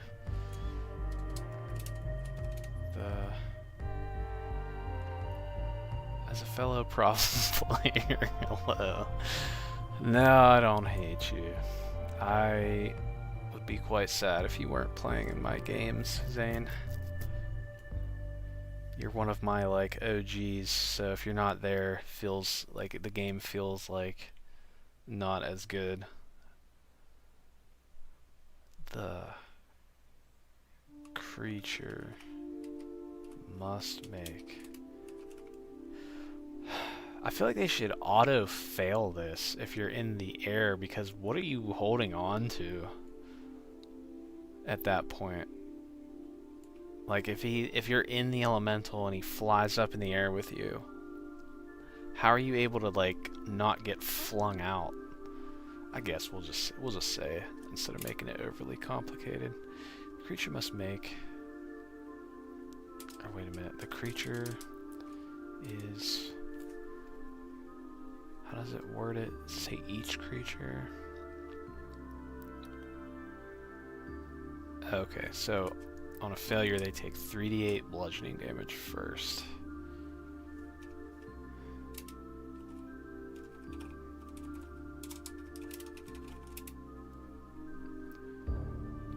Part of me is so glad so many of the 2014 stat blocks are simple. While it's not great that Watson can't be bothered, at least some room for creativity. Yeah, honestly, I mean, if they weren't so simple, I wouldn't have a YouTube channel, so it'd be a lot harder for me to rework Wizards of the Coast's creatures. The more that I do creature reworks, the more I do kind of like the. It kind of tells you like some baseline things that the creature does, and then like it's up to me to kind of come up with some extra stuff.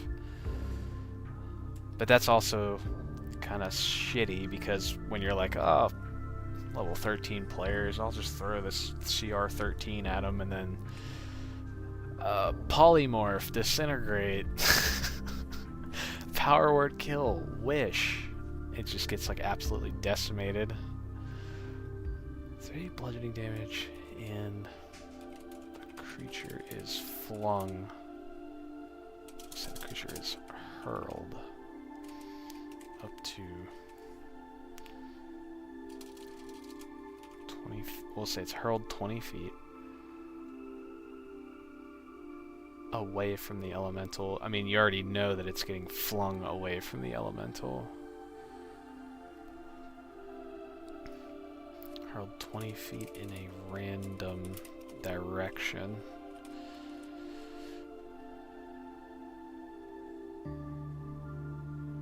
And knocked prone. We'll say it falls and lands prone.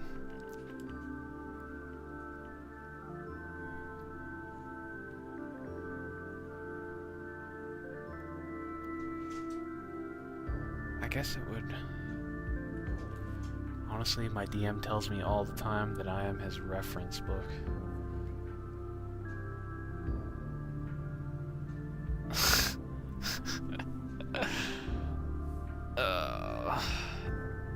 Yeah, you know. Honestly, you guys are like my party that like tries to engage more than actually tries to fight things.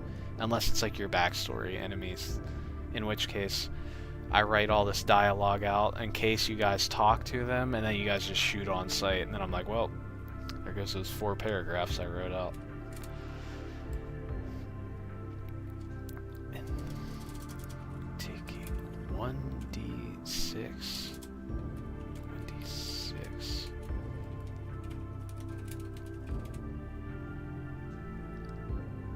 For every 10 feet.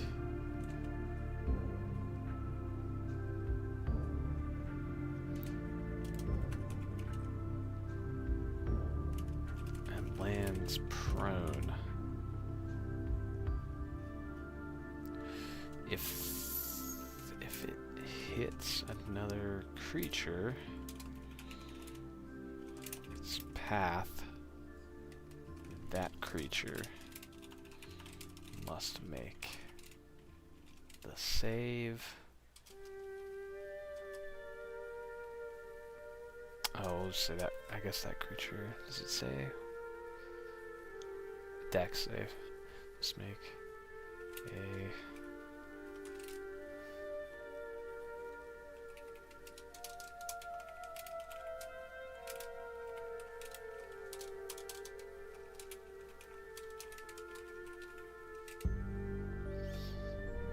Takes the same damage and is knocked prone.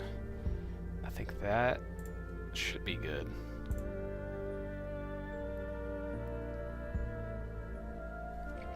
So, Whirlwind. Each creature in the elemental space must make a DC 17 strength save.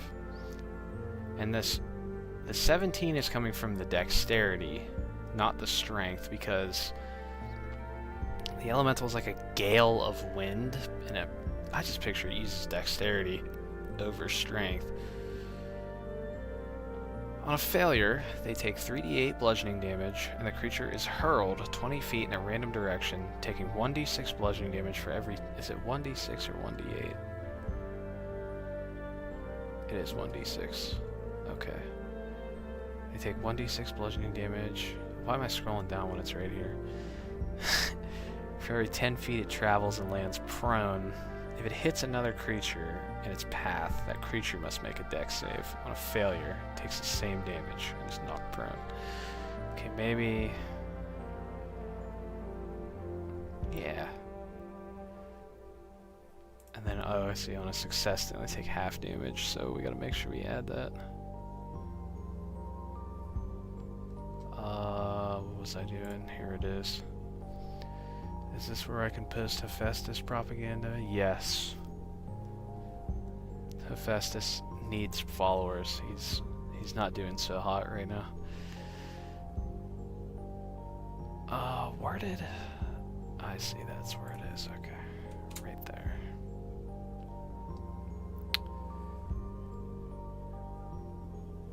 I love how chaotic this feels to fight this creature already. This is how it should feel when you're fighting something that's literally a force of nature.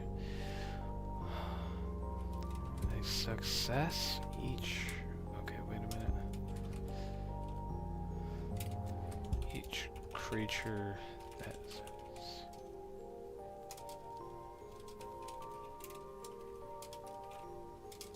half damage.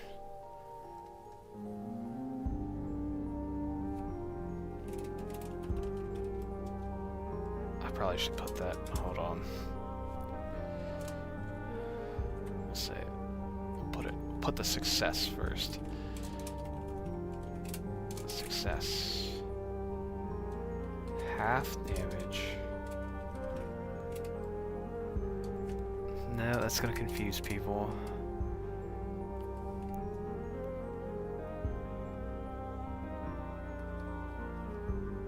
Shit. How do I put this in here without confusing people?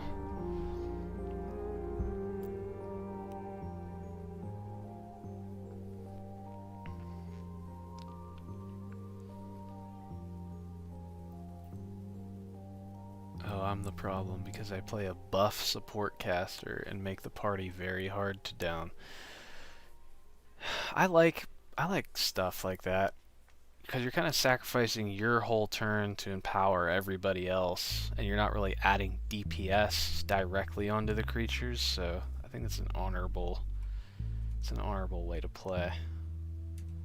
So okay, we'll just put success, half damage, isn't the creature flung or knocked prone. I guess that works.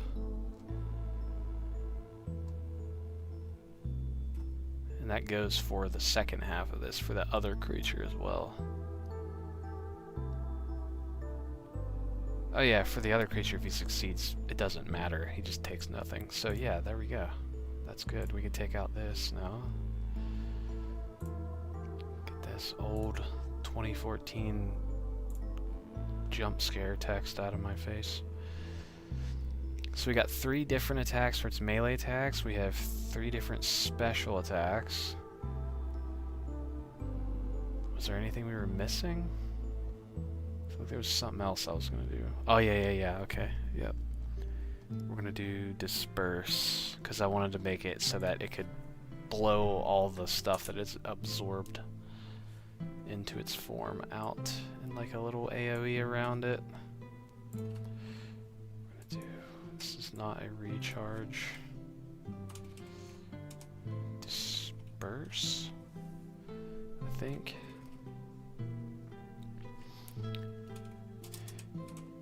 Each, okay, hold on. I guess we'll just do like a 5-foot radius. Nah. We'll do foot radius. Maybe. Whoops. Thank you. Okay, wait a minute. Okay, so this ability, so like when the elemental starts absorbing like dust and stuff, it can use this ability and it blows all the dust out of its form and then it goes back to being invisible.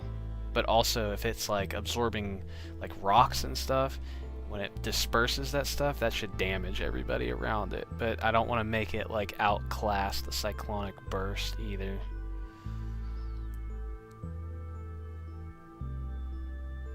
And this will be bludgeoning damage if there's heavy objects inside of it. Because this is not like a whirlwind where it does it with creatures. Or maybe I should just... Nah.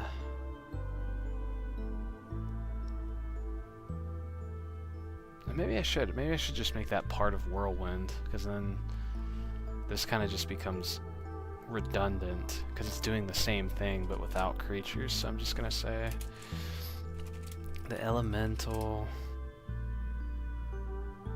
disperses any debris inside its debris in its form and becomes invisible again after using this action.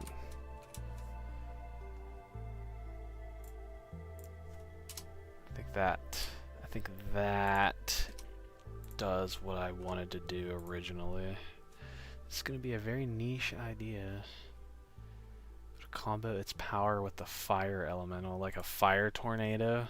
When you put a bunch of box fans at a bonfire and it makes the vortex of fire go up 40 feet in the air. That'd be quite funny, wouldn't it? There should be, they did make like combo elementals in like the older sets, I thought. I've seen like a lava elemental, and that's like earth and fire, so I would like to see stuff like that too. That's definitely... I like creatures like the elementals because there's literally so many things you can do with them.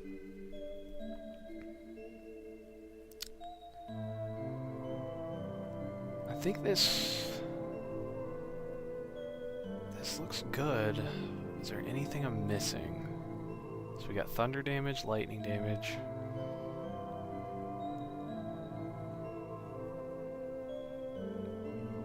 We got bludgeoning damage. We got cold. I'm thinking one more ability, like an actual like something like maybe like Bellows injecting a huge rush of air into the fire elemental and healing it. That would be pretty epic if it did that. It would be pretty scary also.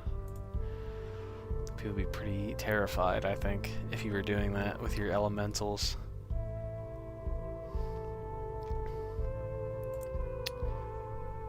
Well...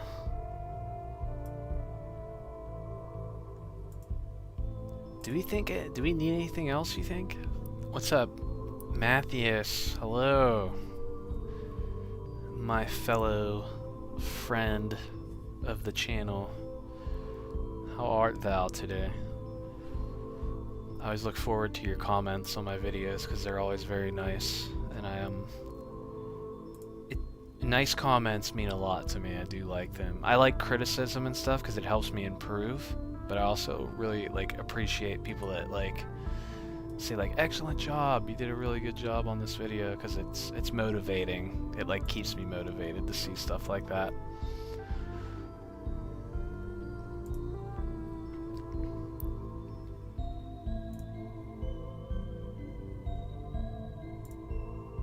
Do we have anything else we could think of to add to this under its actions? So Cyclone Pull can pull you in, and you are in the... Okay, that's what I need to do. I need to make sure there's a limit to how many creatures it can have.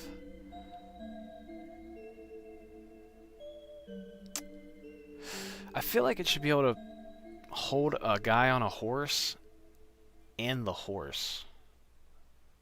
Like it should be able to like have the like if there's a knight on a horse, it should be able to suck the horse and the knight in and have both of them, right? What do we think? Cool. I really like your videos, as I always say, they are unique. You know, I try to be unique. I'm trying to improve on my editing. It's kind of hard because I don't know really what to add into the video to make them more interesting so that you're not just looking at the stat block and you're just like staring at me talking for like have large be at a limit of 2 medium, so 2 large creatures and 4 medium creatures total, you think? Or is that too much?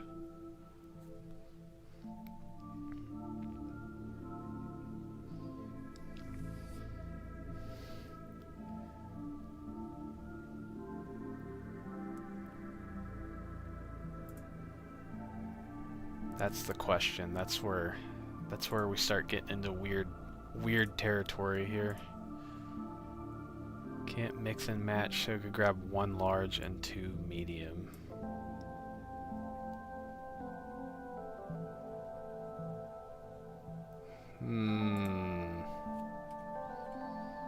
How do I word that? Dex save, and then we could say the elemental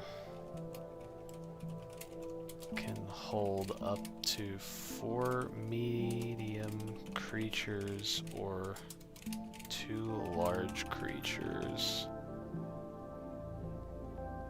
It would be easier to just say a weight limit, but then like it's a nightmare when you're like, okay, how much do you weigh? How much does your character weigh? Because like nobody really keeps track of that stuff. So I think it can hold up to 4 medium creatures or 2 large creatures.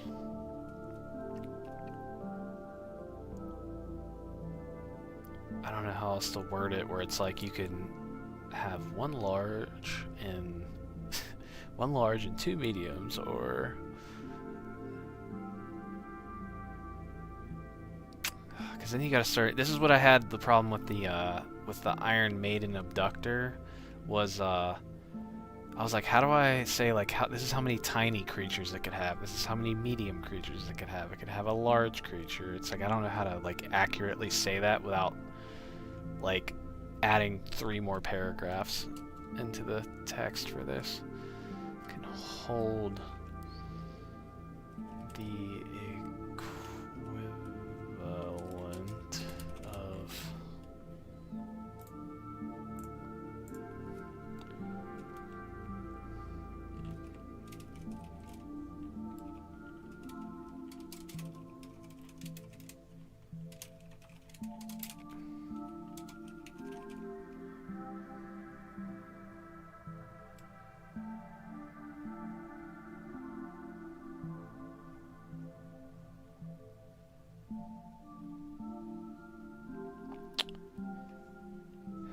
eight tiny, 4 medium, 2 large.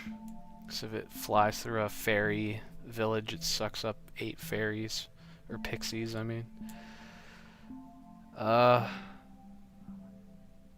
feel like this is going to confuse people, like, really bad. And they're going to be like, I don't understand how this works. What if I want to suck up 4 tiny creatures, 1 medium, and 1 large creature? Uh-oh, my music stopped. Good gods.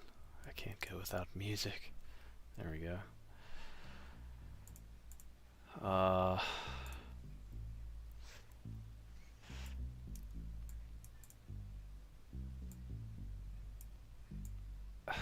Maybe like the elemental can hold.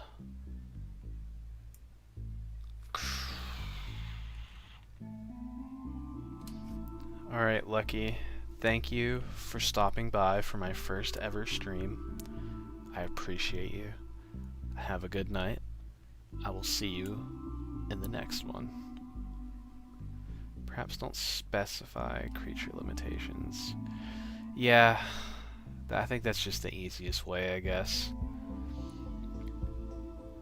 I was gonna even say the elemental can hold as many creatures inside of it that can fit in its space, I guess.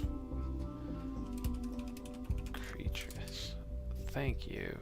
Creatures inside of it that can fit in its space. Maybe that just makes it easier. Like, it's just simpler like that.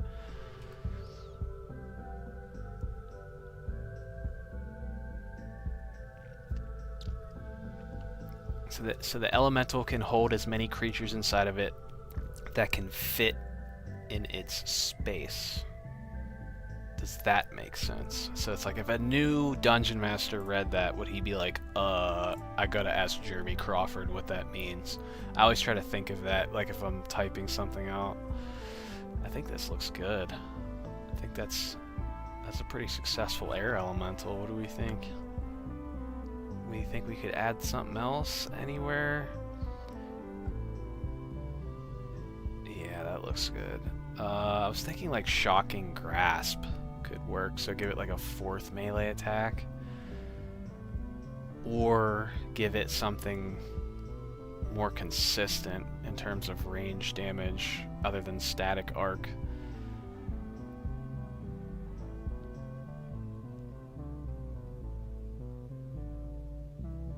I do think this looks good though. This is definitely... the question is this still a CR5? It can do a lot more things. It's not really gaining more damage though. Everything is still like the same damage wise. It can just knock you prone and pull you with it now.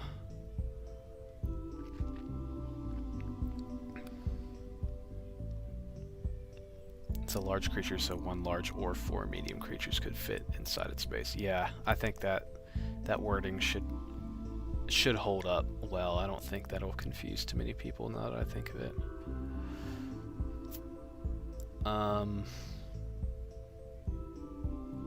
This is where it's like I always think I could probably add something else. Like I'm gonna like think of something after I'm like, oh, this looks good, and then I'm like, oh wait, I forgot to add that.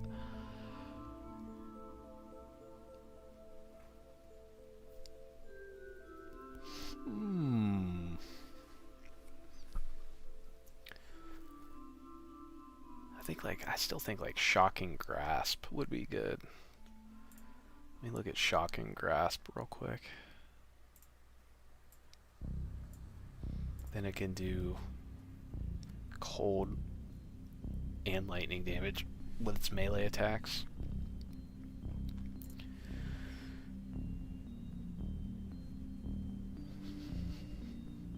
Oh yeah, that's right. Somebody did suggest something about like the elemental warp ability from Baldur's Gate.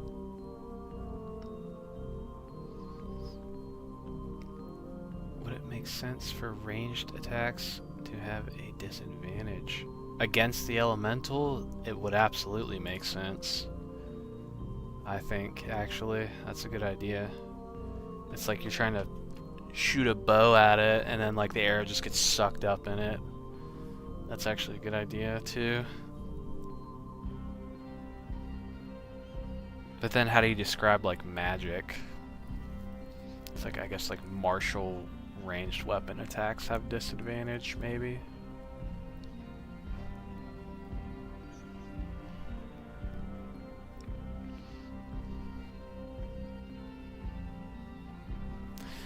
Let me look at Thunderstep. Is that a spell or a racial ability? If it's a spell, I have no idea what level spell that is. Thunderstep. Thunderstep. I don't see it in spells unless it's a level 2.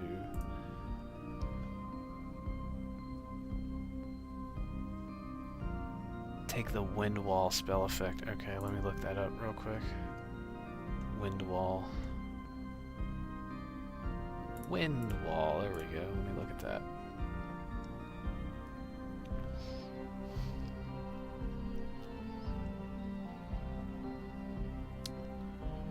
Lightweight materials, fly upward. Oof. Yeah, that says they automatically miss.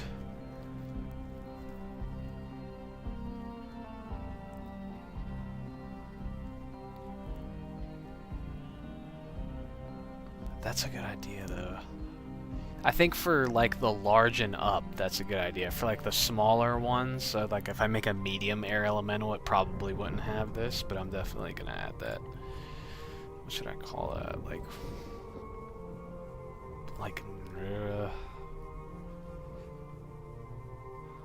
strong winds or something. Like strong gale or something like that. Raging gale. Forceful gale, maybe.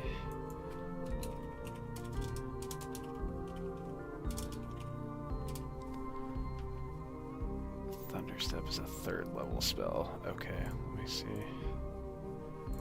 That's what I was thinking about. Somebody who did suggest that. Was that Lucky? I think he left. Let me see here. Thunderstep.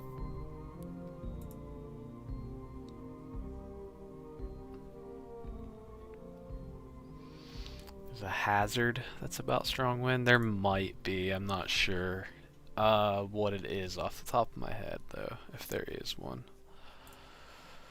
Oh, what was I doing? Let me see. Forceful gale. How do I want to word this? We'll say the air elemental, the strong.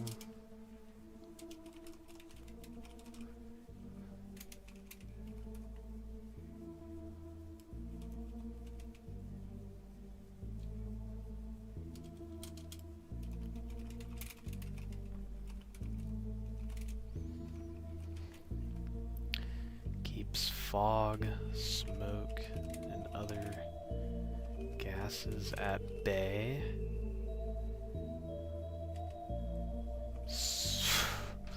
Wait, small or smaller creatures or objects can't pass through.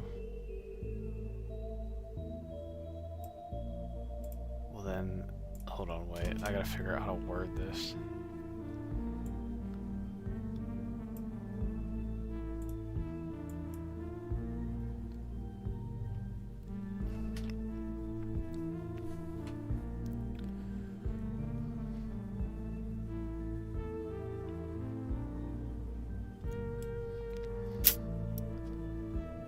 It would be a good idea also to say like an air elemental automatically like disperses like spells like what would that be, like fog cloud I think can be dispersed. It would make sense because it's an air elemental is like literally just a moving gust of wind essentially.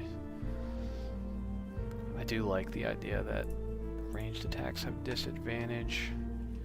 Ranged attack. I'll say ranged attacks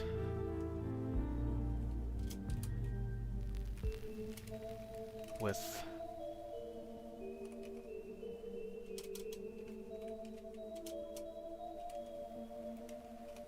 bolts.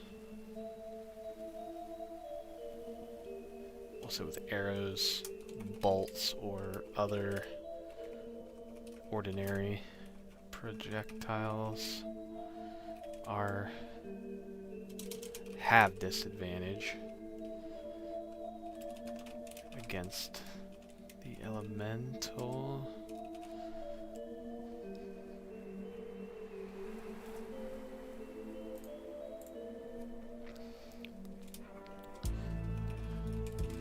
If it moves within 10 feet of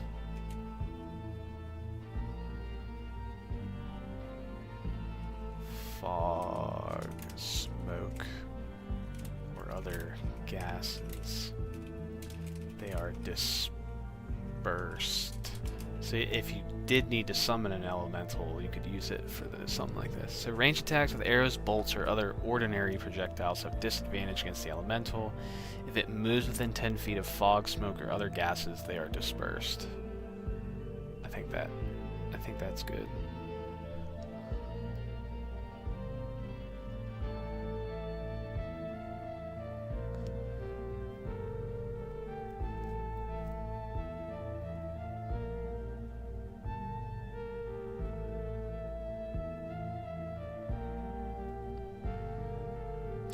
I guess it would be up to the DM to decide if like a musket ball would be like an ordinary projectile or not, to decide like if it actually has disadvantage. But this way, so it's like if you shoot a ballista bolt at a air elemental, it'll definitely take damage.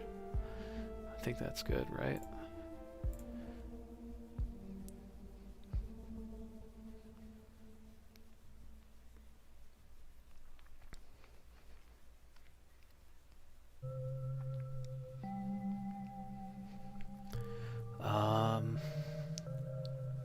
I was gonna look up fog cloud. There's a gnat flying around my head. Let's look up fog cloud, and I want to see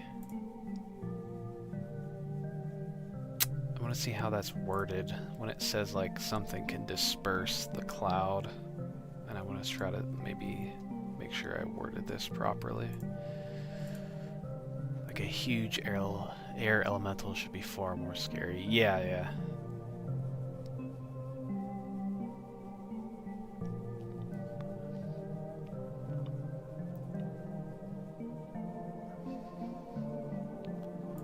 Stinking cloud, isn't that one that like can be dispersed by like a gust of wind or something?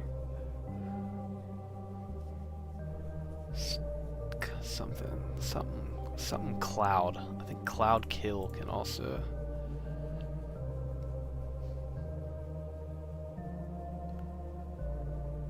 Cloud kill.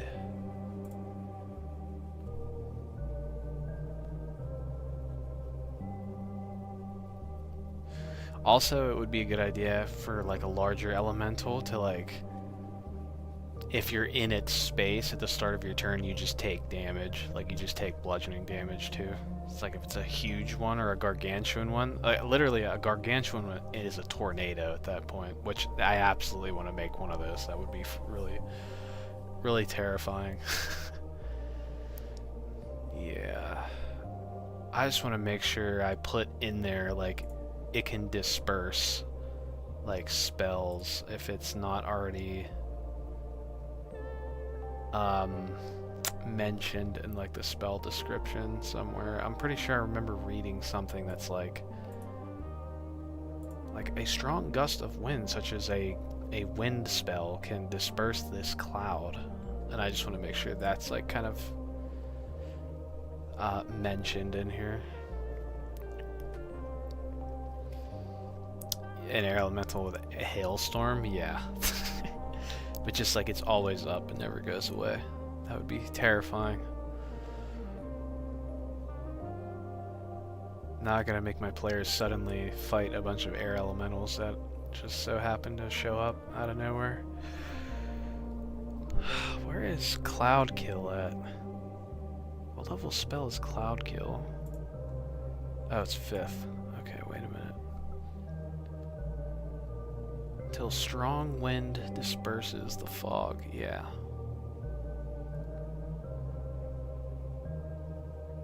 Let me add like just flavor text just in case, because I'm always like thinking like if a new dungeon master is running this, they need to understand that this could disperse stuff like that. We'll say smoke or other gases, we'll say such as Cloud Kill spell.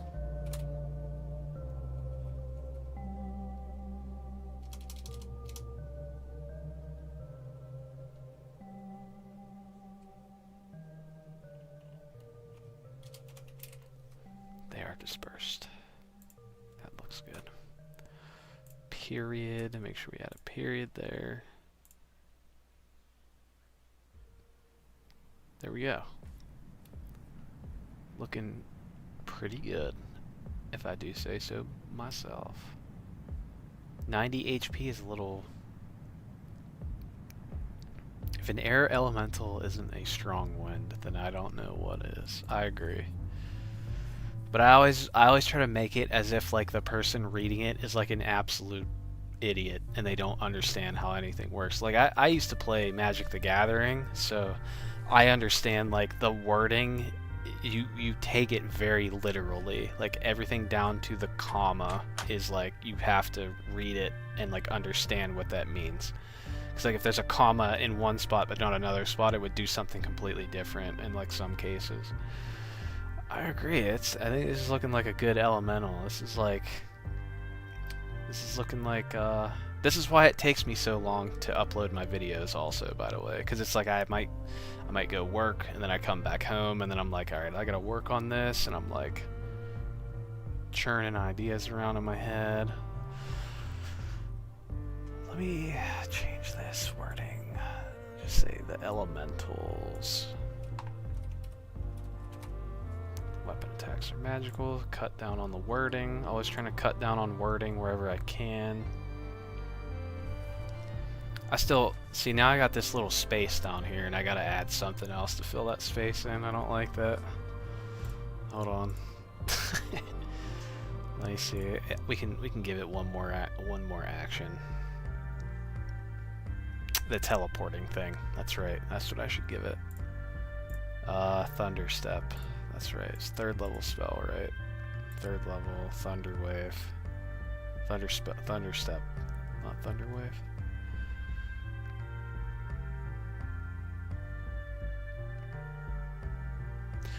That is a good idea. I don't know what an air elemental could absorb to heal itself, but I definitely think like a fire elemental standing in like lava or fire should be able to heal itself. Maybe not lava, but like actual fire. It should just regenerate hit points every turn, and you can't stop it until you put the fire out. But also, if you drench a fire elemental in water, I think that should deal like a ton of damage. Thunderstep, here we go.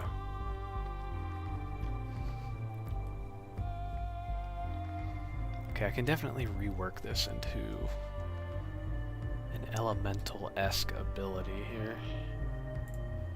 So let me see. Should this be a reaction? Or a bonus action? Or just an action, you think? I want it to deal damage, I think. I think it should still deal thunder damage. I can't talk.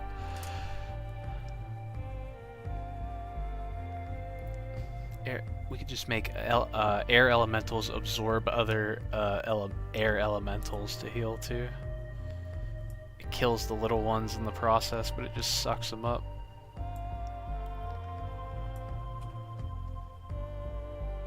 Okay, so we're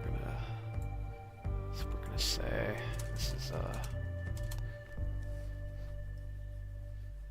in Baldur's Gate they call it elemental warp, so I'm gonna call this like thunderous warp. Maybe we should give this a like a daily limit, like maybe like 3 times a day, 2 times a day, and it goes up by 1 every time we make the elemental get stronger. So tiny, medium, large. So this would be like 3 times a day for this elemental. 3 a day. Man, they need to hire me at Wizards of the Coast so I can make some creatures for them. Hey, he's back. The OG. The original genius. What's up, cuzzy? I'm still here. I'm still working on this elemental. I'm about to be done with it, though, actually.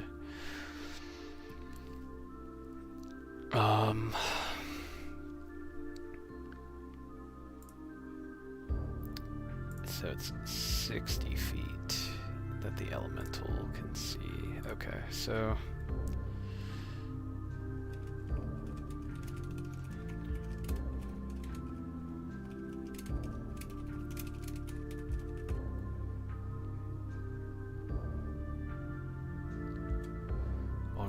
We'll start off by saying the elemental teleports to an Fuck, you spell unoccupied. I can't spell unoccupied. Okay, I spelled it right. There we go. Unoccupied space. It can see within 60 feet of it.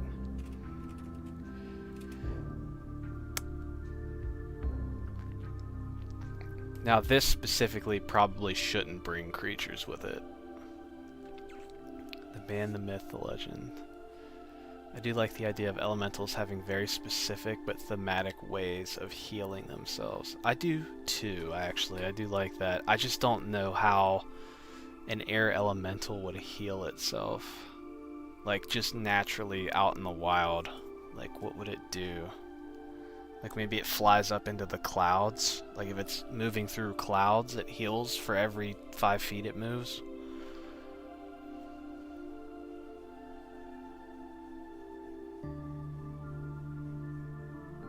So that's like kind of like, you'd be like, well, that's like how a water elemental would heal, because clouds are just, it's just water vapor. Teleports to an unoccupied space it can see within 60 feet. Each creature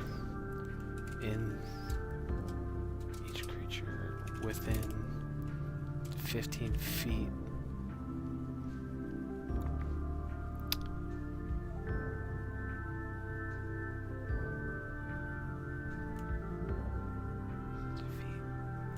Let's put a comma here. 60 feet, comma, each creature within 15 feet of the elemental when it does this. The elemental's starting position must make a DC con save. Failure.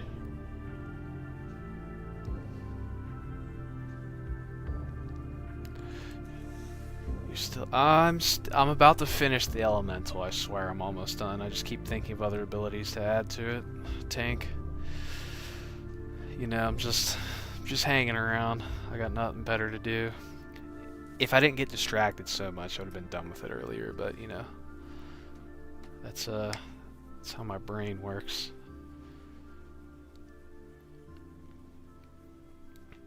The spell emits a thunderous boom audible out to 300 feet. So we're going to definitely add that in here.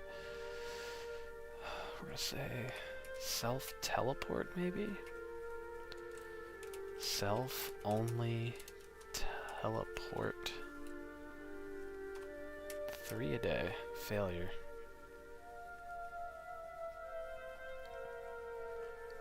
$2d8 thunder damage. Pushed.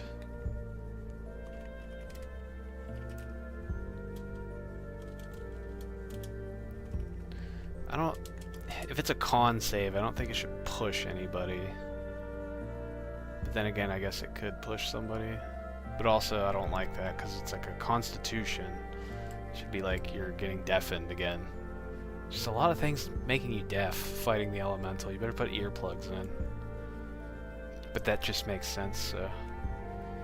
He's deafened until the start of its next turn.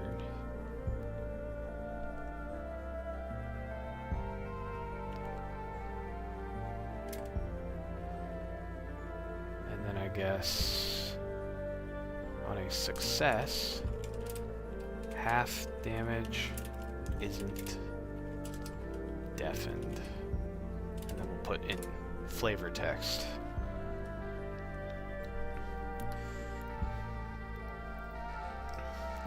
We'll say this thunder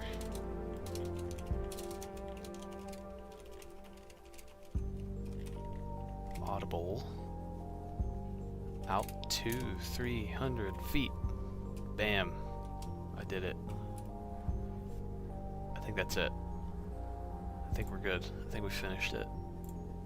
Yes. Yes! It looks good. It's filled up perfectly.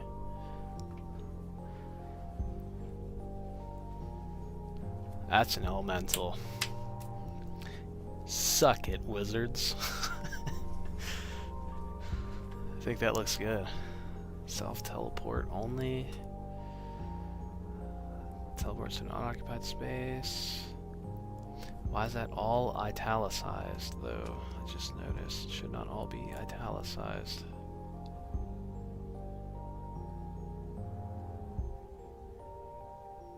That's why. There we go.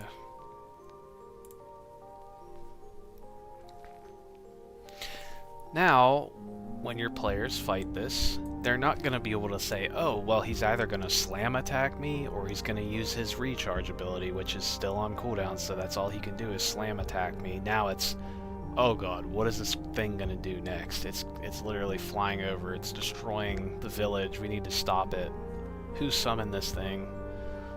That should be like the quest. Like you come to a village and you can see like it's being ravaged. Like from the distance you can see like your guys are up on the hill and you can see like down that it's being like there's like wood flying up in the air and you go rushing in, you're like, oh my god, what happened? And he's like, oh, Jameson found a book of elementals and he summoned an air elemental and it's destroying the town, please help us. And there you go, that's an air elemental. I think that's good, yeah, I think she's looking great. A lot of deafened conditions. We've got knocked prone. We have a pulling action. We have one that reduces your movement speed with Cold Gale. Static arc. It's constant lightning damage output. I gotta change its multi-attack. That's the last thing I wanted to do. And then we're good. So the elemental makes 2 attacks. We'll say 2 with its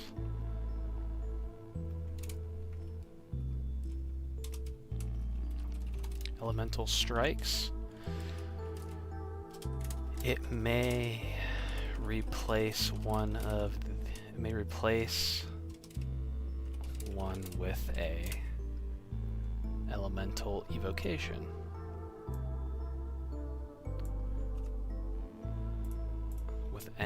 With a elemental evocation. There we go. Because then otherwise you would only be able to do 2 slam attacks and nothing else, but you should be able to use everything under the elemental strikes category. I think that should be balanced, right? So you can either make 2 melee attacks or you can make 1 big ranged attack, 1 melee attack. I think that's good.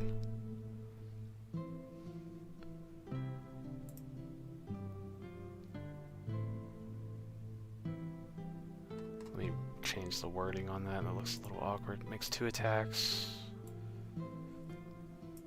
with its elemental strikes. It may replace 1 with an elemental evocation. Looking Gucci. The thing is, it is one in mine. I don't know if yours has this ability to like change the color of it.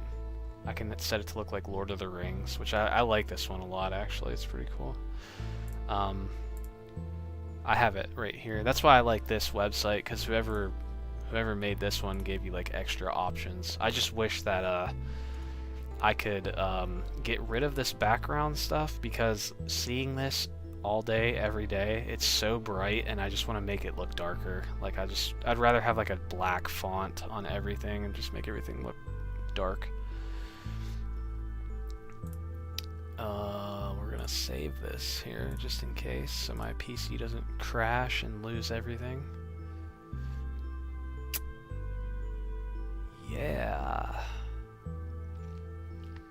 So now it could like Zephyr Slam, and then it could Thunderous Warp away. It could Whirlwind, Zephyr Slam, Cyclone Pull into Whirlwind.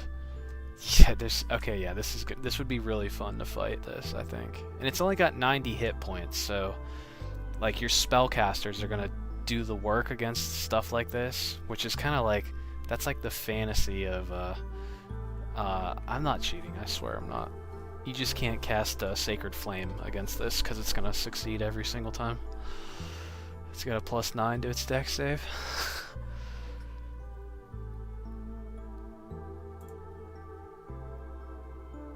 I think yeah, it's looking... That's a pretty pog elemental stat block, if I do say so myself, cuzzy. Nerfing clerics as usual. Now you guys you're like one of the strongest characters in the party. In terms of tankiness, Matt is like the damage. Pog or pog, well... It's up to you, what do you think?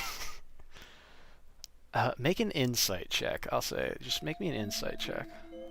We'll figure it out. Clerics can cast banishment? I think they can. Let me see. They should be able to, actually. Cleric spells. Pog Mommy Air Elemental. She's just busty looking when you summon her and she's destroying the town.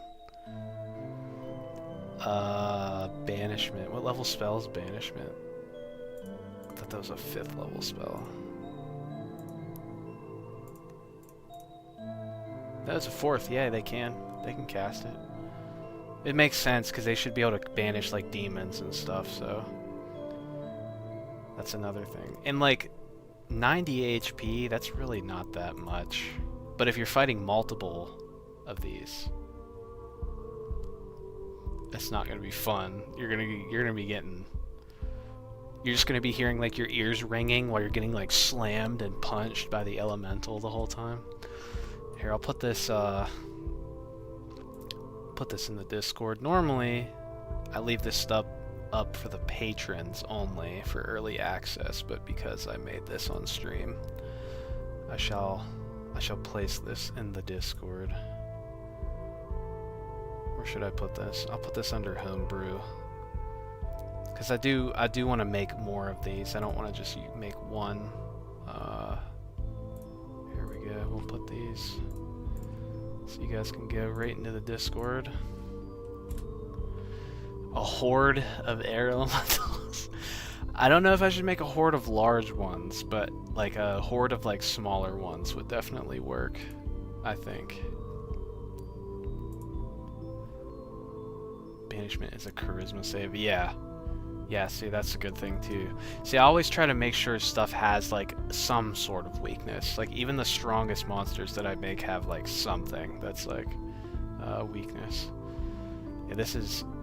Yeah, Zane is the player in my party that doesn't like my horde stat blocks. I blame that on Mr. Sunshine, Zane. He's the one that wanted me to make them with You know what? Let's start an argument in the comment section right now. No, don't do that. A hurricane horde. Something that would be very fun is I want to make one that is like the size of a literal tornado. Like it's literally like an air elemental, but it's a natural disaster. Like it's like on a Tarrasque level of like OP strong. You just make like, it's gargantuan, so it's like a 5x5 minimum. Anything inside the 5x5 is like, takes like 10d6 bludgeoning damage a turn. It gets sucked into it. You're just getting whipped around, and then you get tossed like 200 feet away. You take 1d6 bludgeoning damage for every 10 feet you fall or something. That would be fun. Hell yeah. Do you guys have any requests? Like any, like... I was gonna stop the stream after I made this one creature, but... You know, if we have any ideas brewing, you know? I'm open for it. I argue in favor of insert opinion that offends you most. Well, you know what really grinds my gears? Player characters getting to have turns. I think every creature should just auto-stun you, no?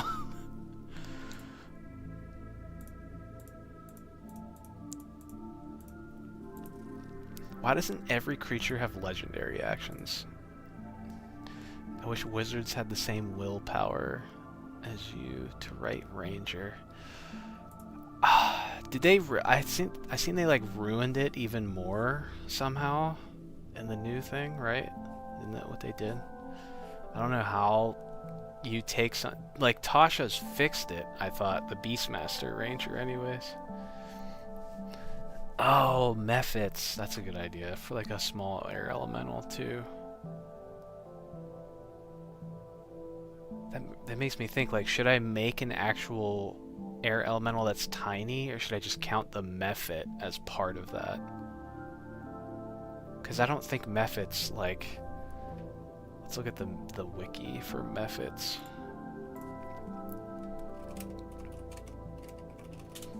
I don't think they have, like, any other things that they could turn into, right? They're small elementals. They're neutral evil. There's so many types of Mephits.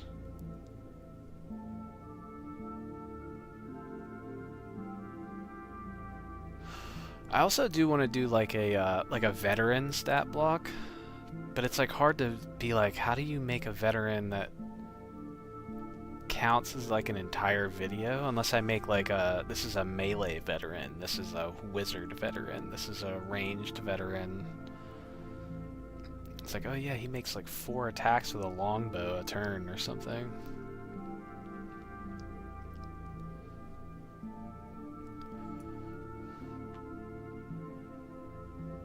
Boom, boom, boom, boom, boom, boom.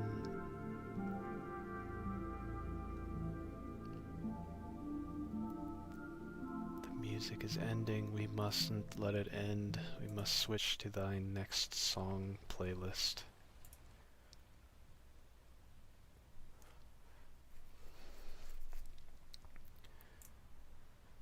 I'm honestly shocked I've been able to keep 5 concurrent viewers this whole time. I thought you guys would be like, yeah, this is fucking boring. I'm leaving. I spent like so long trying to get the stream set up. I was like, yeah, this is looking not good. Useful humanoids, perhaps a compilation. Yeah, there's the appendixes in the back of this book that has a lot of like just miscellaneous guys, like the thug. Let's go like the thug. I think this is inverted for you, so you can't read that, but like this guy, he's pretty cool looking. You've like tribal warrior. You know, one thing that's not used a lot, they don't use blowpipes enough in this game. I don't think there's a single stat block that has a blowpipe. I love a compilation of useful humanoids. Like Battlefield NPC books would be very nice. I hope you plan to do more streams.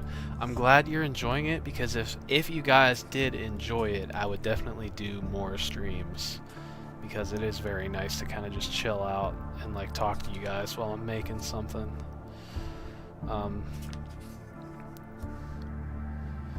It's very chill. I like the chill vibes. How about we do like an animal next? Like we just rework like a random animal or something.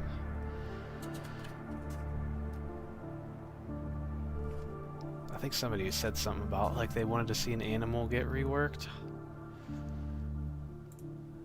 Got like bears and stuff. What's like what's like the most common animal that like a DM could use?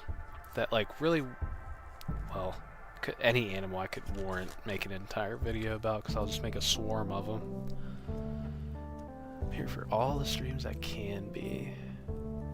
The thug. My PCs haven't been unlucky enough to suffer this, but if they piss off crime syndicates in my cities, they'll have increasing numbers of vengeful thugs coming after them. Like a veteran archer thug. A wolf. A wolf, eh? We could do a wolf. I'll get some of your guys' ideas for this one, because I kind of made, when I made that hound, the guard hound stat block, oh god, hold on, My book's like falling off the thing. Where are wolves at in the book? Hold on. Wolf. Are they in the appendix section? Yikes. They're not even in the main book. They're in the appendix section. I don't think, right? Not crazy. Nope, I'm not crazy. They're in the appendix section.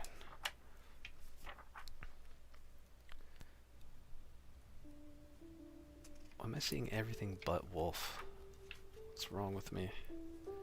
Oh, giant wasp would be fun too. There it is. Okay. Doesn't even get any lore, SMH. You hate to see it happen. Criminals are fun. That makes a fair number of humanoid criminal types. Yeah, I still need to figure out with my humanoids, like, I haven't really, like, set in stone figured out what I want to do with, like, their weapons. Because I like the idea of, like, the mace, like a flanged mace, having a bonus against armored targets. But I also don't want to be annoying and be like, oh yeah, everybody's got a mace, just has like armor piercing. The bear that Wizards made is pretty bad too, yeah. Because these also are like ranger pets too, which is another reason why rangers kind of suck, especially beastmasters, unless you you let them use that beast out of what is it, the sidekick rules. Like, unless you let them level up the beast with sidekick rules, then it really does suck, to be honest, because it can't do anything. What do you think, the wolf or the bear? What do we want to do? I did make a zombie bear already. Created my own weapon mastery system that addresses these type of details for each weapons. That's cool. I was actually trying to do that, and then I got sidetracked with 800 other things because my brain is like a defragmented hard drive, or it's a fragmented hard drive. Depends on what type of criminal. Organized criminals use blunt weapons because they want to beat people. I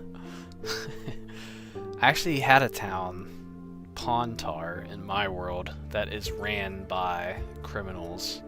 There's no guards, it is only thugs as the guard force, and they collect tolls from you every time you know, walk through the village and stuff, and they come out of the local inn called the Green Flask. They grab a random pedestrian that's just walking, they drag him in, they dress him up like a jester, and they force him up on this stage to perform in front of everybody, and if they don't like what they do, they just pelt them with like beer mugs and stuff until they pretty much fall unconscious. It's pretty terrible, but you know, I guess we're gonna do the wolf because that was the first thing suggested. Wolf. Here we go. Okay, so I did save this. Let me double check, make sure I don't lose the progress on this air elemental. Okay, I did. Okay, we're good. Alright, wolf. Boy, what an interesting monster we have, right? So much you can do with a single bite attack, wizards. Like, just a bite attack. Even though I guess it's kind of... I guess really I'm going to eat my own words because there's not too much you can do with a creature that only has a mouth as its weapon, but you can do like the bite. It like rips you around, pulls you. Firefox crashed and then needed an update. Stream's done, guys. I'm out of here. No, I'm just kidding. Okay, so I guess we're gonna do the wolf. So, what are your suggestions for this, chat? What are your suggestions for this wolf here?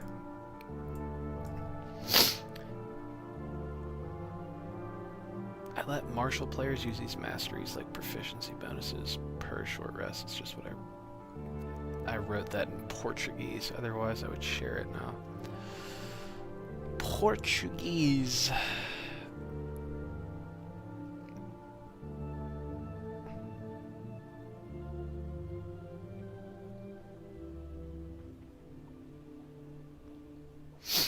wow, fire beetles are kind of cool, but they kind of don't do anything. Okay, let me get my guard dog stat block first, because that's like a baseline that I should use for this. Where is it? Guard hound, that's what I meant to say. Yes. Okay, let me get that, alright. Okay, lower. Some sort of lunge attack, maybe? Pack animal, calling its pack mates for backup. Wolves can have a tearing ability when 2 or more wolves are grabbing a target. Maybe a wolf grapples you, the other wolves do extra damage.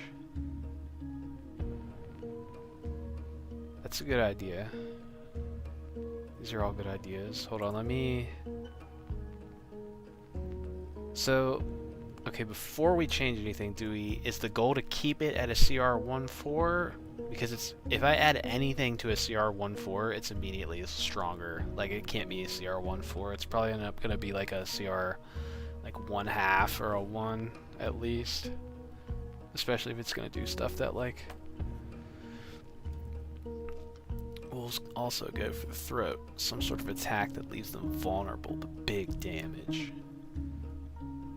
See, I'm a fan of something that lets a creature automatically crit, because you don't really see that very much. Like and it's fun to like crit. It's fun for me. It's not fun for the players. But also, if you have adamantine armor or something, you're just more validated because it's like, yeah, I'm getting actual value out of this, and it's not just like a 1 in whatever the math is chance of you critting on a d20 roll. I have no idea what the chances are for critting on a d20 roll.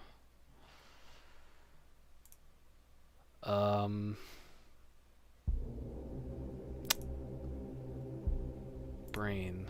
Where's my mouse? Why is it invisible? Uh-oh, what's happening? My mouse is invisible. Hello? Windows? There we go, fixed it. I had to Control-Alt-Delete it. 5% chance to crit. Yeah, it's like... It matters when you're fighting like a dragon or something, like when it crits with like a bite attack or something, it does a shit ton of damage, but it would be cool if it mattered more against like weaker creatures. Okay, I'm gonna put chat up on my other monitor. Chased down by a group of wolves, they drag you down to the ground and you are in big trouble. Okay, so let me compartmentalize this idea here. Okay, so we got... First thing I'm going to do is I'm going to copy the canine ability that I did, because this is pretty much what I wanted for the wolf to begin with. So we're going to put that in there. So we're going to remove the bite attack. Got that, so that's our bite attack now. In case nobody has seen it. And they do have pack tactics, so they do get advantage.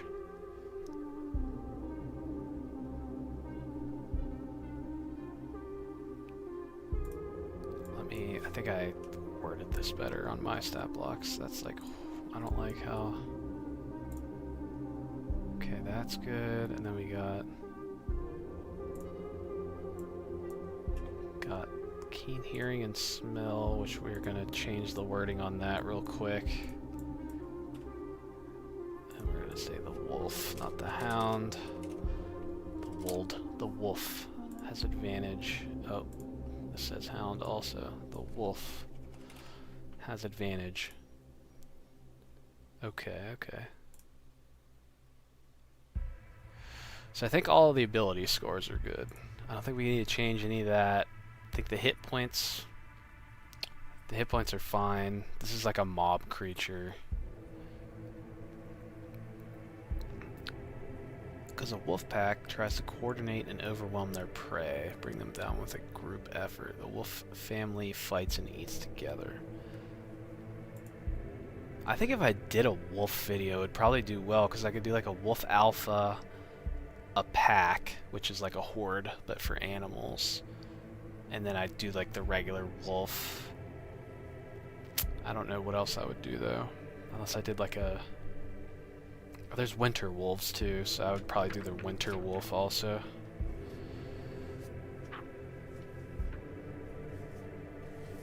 The winter wolf. Whoa. Where'd it go? Oh, there it is. Okay. The winter wolf has a cold breath attack. That's pretty interesting. So it's like a magical creature. Interesting. TTRP Genius is leaving. He's got to get stuff ready for his one-shot. What? Man, cancel that one-shot. No, I'm just kidding. Alright, man. I'll be here with these goobers making up an OG, an original genius monster here. I'm gonna try to make this wolf pretty cracked. I don't know how I'm gonna do it, but we'll figure it out. It's harder to do it with like a creature. Okay, I don't need the book open, I guess. I'll just do it for inspiration. Okay. Wargs. Yeah, wargs are cool too.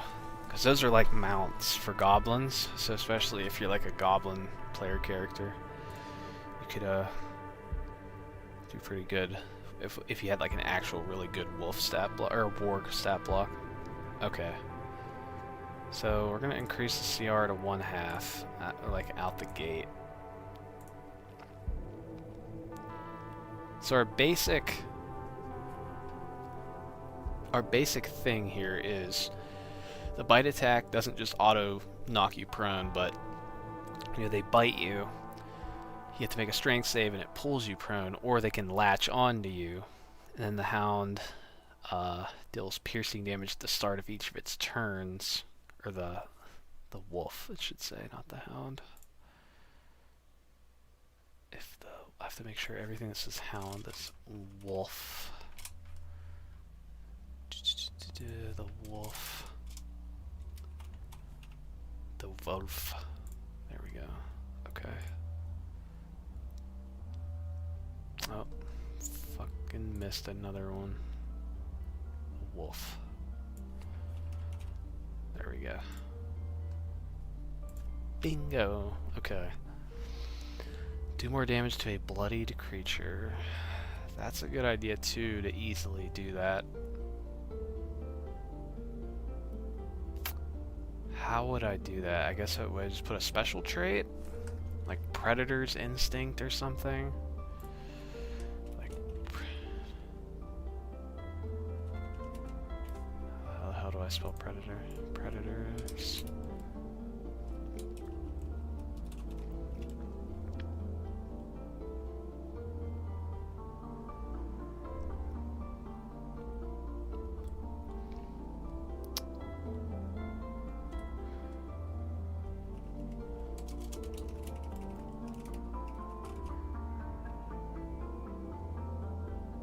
Wolf's attacks, which they deal more like an additional damage die if the creature's bloodied.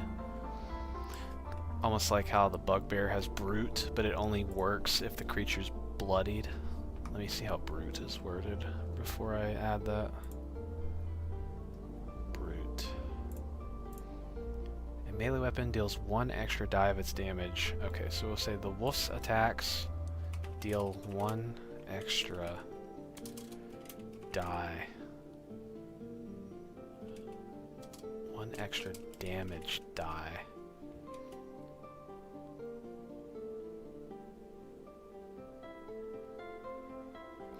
When it hits a bloodied creature with the attack. When it hits just a bloody creature, I don't think I need with the attack. A wolf's attack deals 1 extra damage die when it hits a bloodied creature. Does that make sense to everybody? Can that be misconstrued in some way, shape, or form if you were a new player?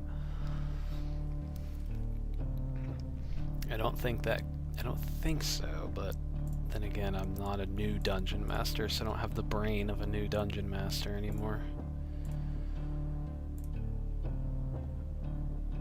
Predators. I almost want to call it like Predator's Brutality, because I feel like that's better. So it's like brute, but different. Whoops. That's an ability, not an action.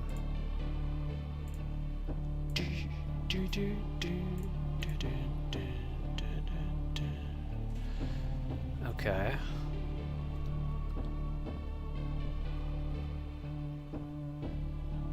Now, you guys are saying if the wolf has a creature grappled, then other wolves deal more damage, but I don't know how to put that. I guess I could put that under latch on. See how it could be misconstrued? Why? Because they don't understand what the word bloodied means. So it's a bloodied creature. Half HP or less.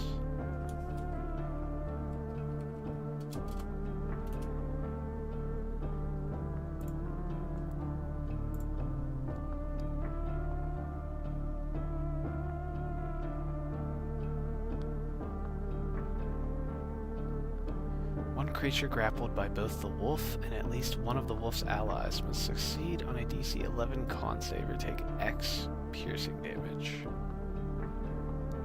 I could do that. No, it'd be too strong if I said if it's grappling a creature, other wolves automatically crit. I really want to put other wolves auto crit though.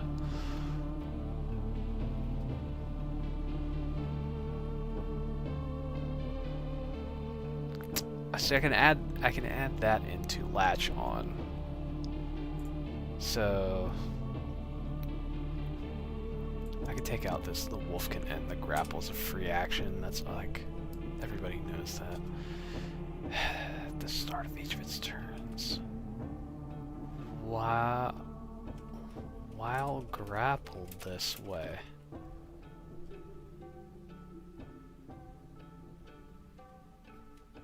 By the wolf and at least one of its allies,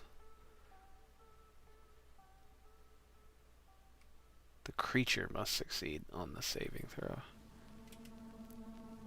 Honestly, it'd be nice if it gave it like lacerated, but I don't know how you guys feel about me adding one of my dot damage conditions into this.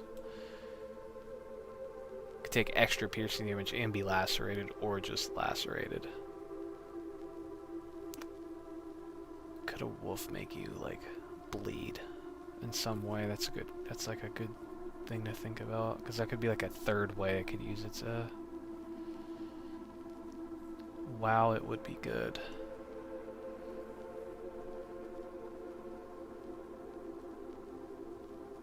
Non-carnivorous animals that need that trait.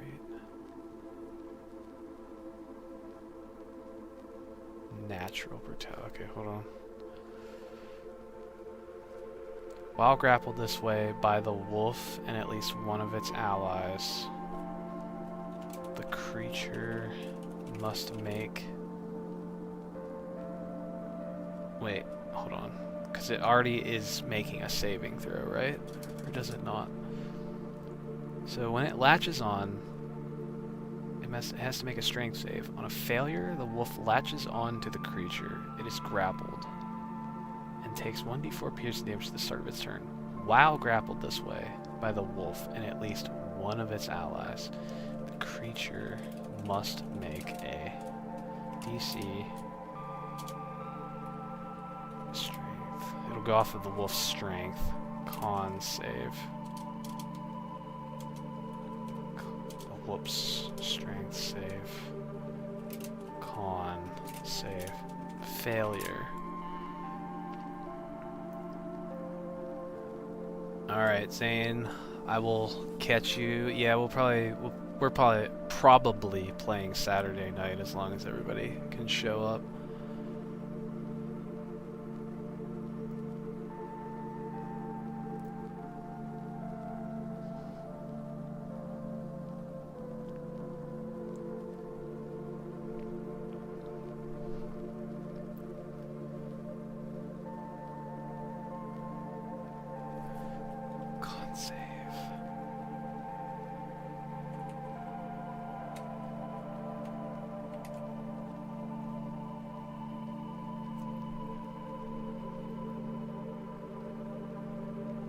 I'll say if grappled this way, so it makes the wording that at the start of each of its turns, if grappled this way by the wolf and at least one of its allies, the creature has to make the con save.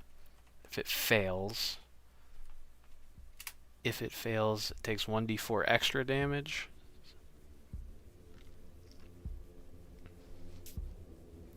It could either do that, or it could gain a point of laceration. And then it's bleeding. But if you guys don't like lacerated, we don't have to do that. Failure. I think it should just like, I don't know, I feel like it should like injure you or something. It's like two wolves like pulling you apart or something. Hold on, let me look at it from like a... from here to make sure. Okay. Should I keep it large or smaller? Yeah, because then it's like if they're... I guess like a pack of wolves could attack a bear, right? Failure. The wolf latches onto the creature. It is grappled. Escape DC 11. It takes...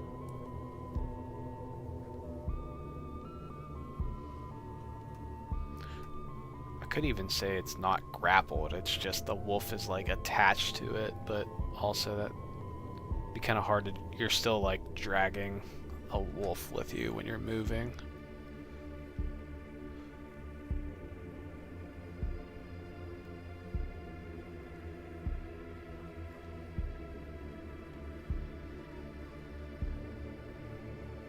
If grappled this way by the wolf and at least one of its allies. I don't know what to do. I guess just an extra D4 piercing damage. Yeah, because it's still a low CR creature, so you don't want to make it too strong.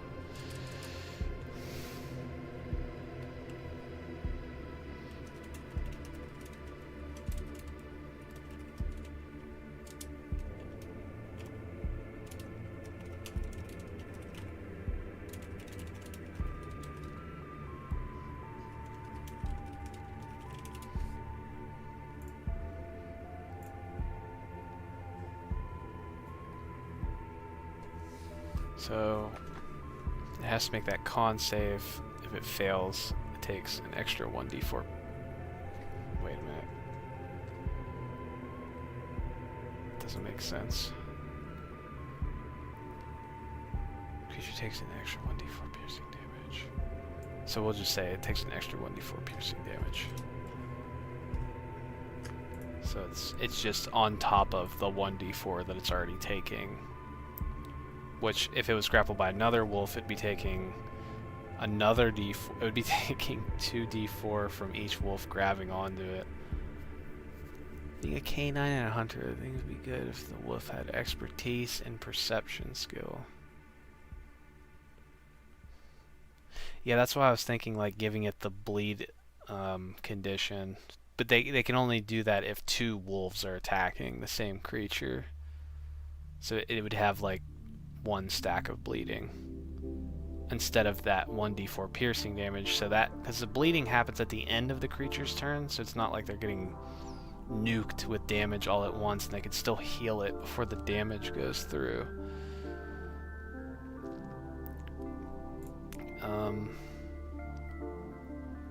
Creature.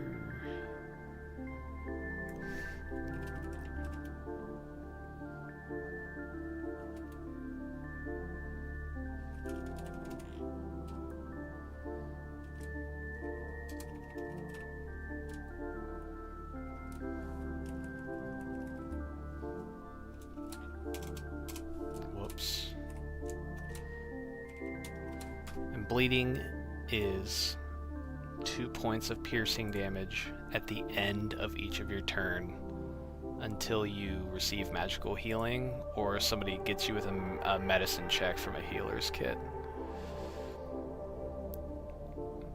Gains, we'll say, 1 stack or 1 instance. Creature. Let's say the creature is bleeding. Because if they read the condition, bleeding does stack incrementally, so it could keep getting stacks of bleeding. So it'd be 2, 4, 6, 8. So the wolves could potentially really injure you pretty bad. So they are dangerous in a pack still. And I did see, sorry, I did read what Faye King said about calling it natural brutality. So if you make more non-carnivorous animals that need the trait.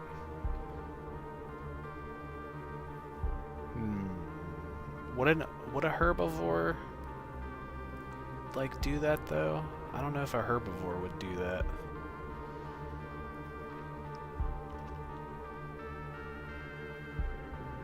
Yeah, because they're wolves are also like only 11 hit points. I mean, if you're fighting like 8 of them, that's a lot of damage because it's like 2d4, 2d4, 2d4. But they're only, again, +3 to hit, but they do get pack tactics.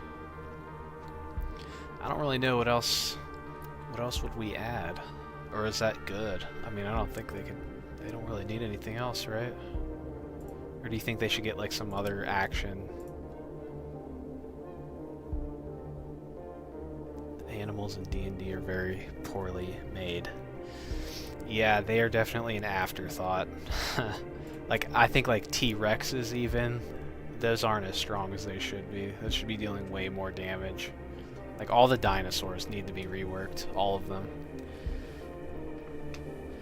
None of them really, like, they're all really large, but they don't do anything to you that makes you feel like, oh, I'm getting hit by a gigantic, large creature. Some herbivores can be really territorial to protect their family and groups of offspring.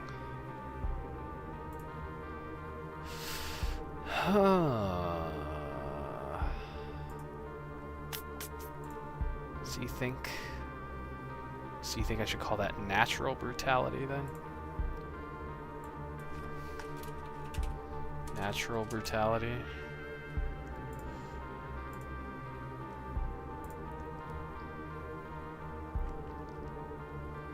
Okay, so yeah, looking at this now, like this is this is pretty deadly. So if you're like a level 2 or 3 player character, you have like what, 30 hit points? Not even. At level 3 maybe you have 30 hit points, depending on your hit die.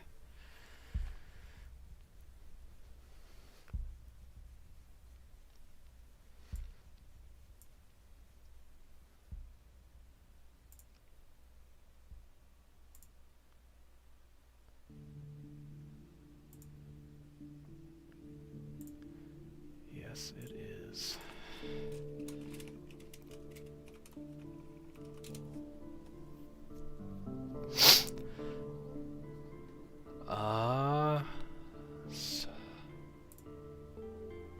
Yeah, I can't. I'm trying to think of like what else could we possibly add, but I don't think there really is. It's simple but deadly. Also, I remember you said something about expertise and perception. I guess that could work. Whoops. Perception right there. Okay. Yeah, they can sneak up on you with stealth. They can track you with perception. They deal an extra... So they deal a great axe worth of damage if you're bloodied on a hit, so that's pretty scary. That's actually pretty scary.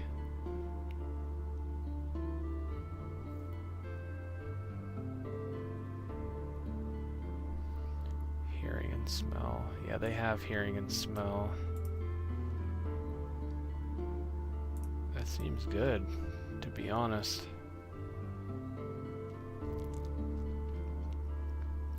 Still got 11 HP. I think it's balanced. They're just more glass cannon-y. They at least have like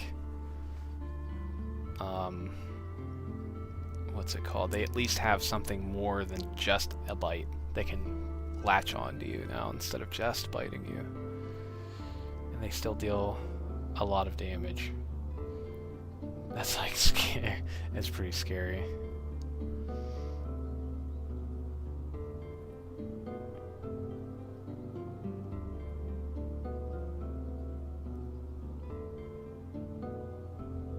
I mean, it's super simplistic to run too if you're a new dungeon master. That's something I actually wanted to try to do. Make like a tutorial like level for like new dungeon masters. Like you make like a 5-room dungeon. You have simple creatures in there. You have like tutorial level like things that the player characters could do, like, oh, if your characters want to harvest something, mention that the glowing fungus along the walls could possibly be harvested with a nature check or something. But then you have like creatures like this in there so that they can get used to running a creature before they see like a big stat block and they're like, oh my god, what is that?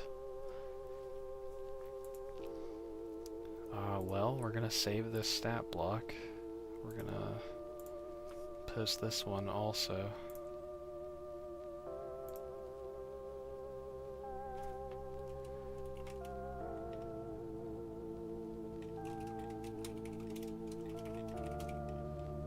Chad, wolf stat block.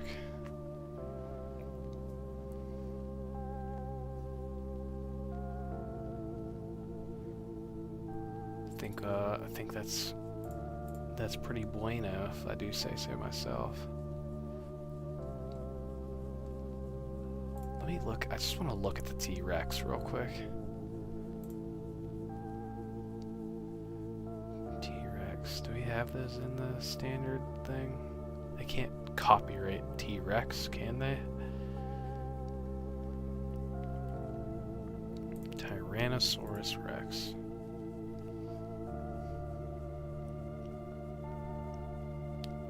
Okay, so like this just has like a shit ton of front-loaded damage, but it doesn't. Well, maybe, I don't know. How complicated do you need to make a T-Rex? But also, like, it has no. I feel like a T-Rex would have like special traits like keen hearing or keen smell. Not keen hearing, definitely keen smell, right?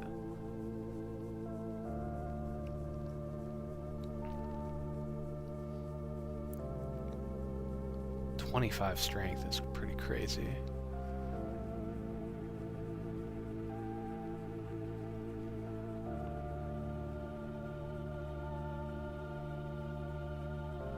I'd have to look at what I would think to do with this. The tail should knock you prone, at least. Or at least you have to make a strength save where you get knocked prone, in my opinion. That's what I think. It needs stomp. You know what? It does need stomp, actually. That would be a good idea. It's a huge beast, right? Because if you can stomp and chomp the life out of other creatures to defend your territory and herd, then it's pretty effective survival strategy.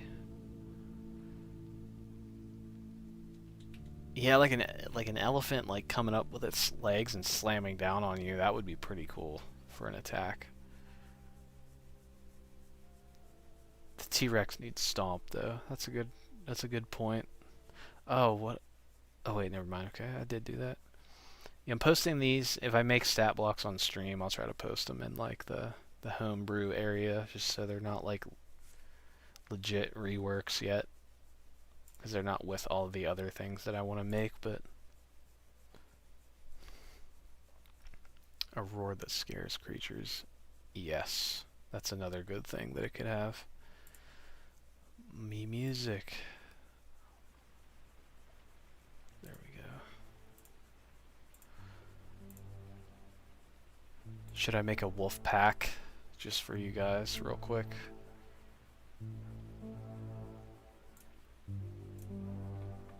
save that? I did save that, right? I did. Do it just to make my just to make Zane mad, even though he left. Oh right, we were talking about howls for the wolves, like somehow using that in their stat block. I think if we like a howl summon ability would probably be more like a alpha wolf ability or something than a actual motherfucking just a basic wolf. Yeah, you know what I mean? You picking up what I'm putting down? But I can do a wolf pack.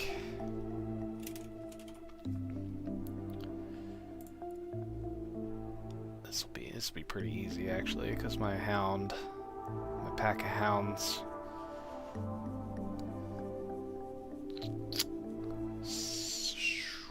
Where's my pack of hounds? Oh man.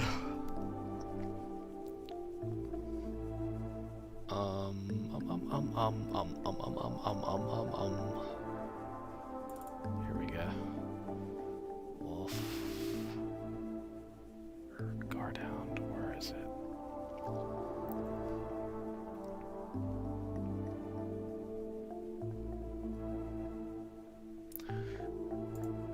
Did I post the pack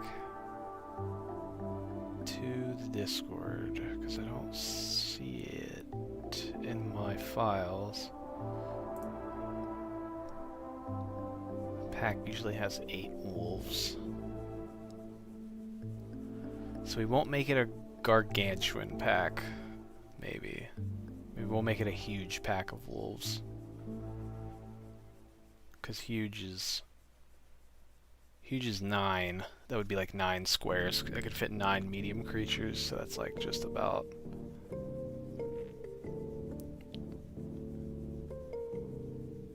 Hijacking. They scare weaker predators away from kills by acquiring food by bullying. The Tyrannosaurus Rex should be territorial and roaring at other predators. Yeah, that's a good idea. Where's my phone at? My cell phone disappeared. Oh, here it is. Dry, bone dry as usual. Let's see. Where's my wolf pack, or my hound, my guard hound pack? There it is. Okay. Load. Guard hound pack. So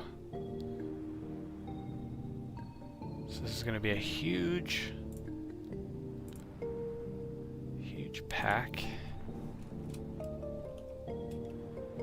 of medium beastuses, and this will be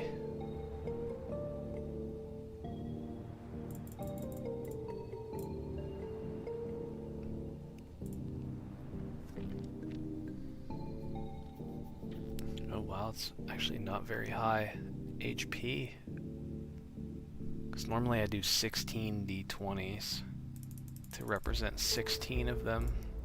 Would it be unheard of to have 16 wolves in a pack?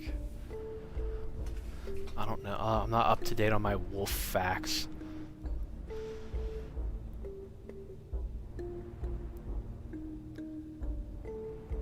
Alright, let me start copying this. We gotta get all this shite. Gotta do all the pack stuff here.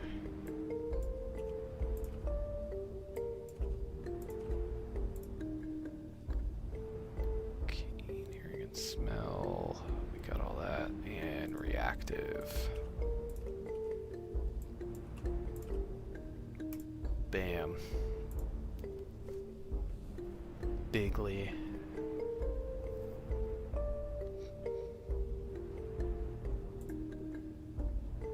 I don't think it needs pack tactics anymore because overwhelming mass kind of does that for it. So we're going to take that out. I guess natural brutality you can stay in. 37 in a pack. Yeah, I like doing 16 as like a rule of thumb, because that 120 health, that kind of gives you a little bit more to work with against like a higher level party.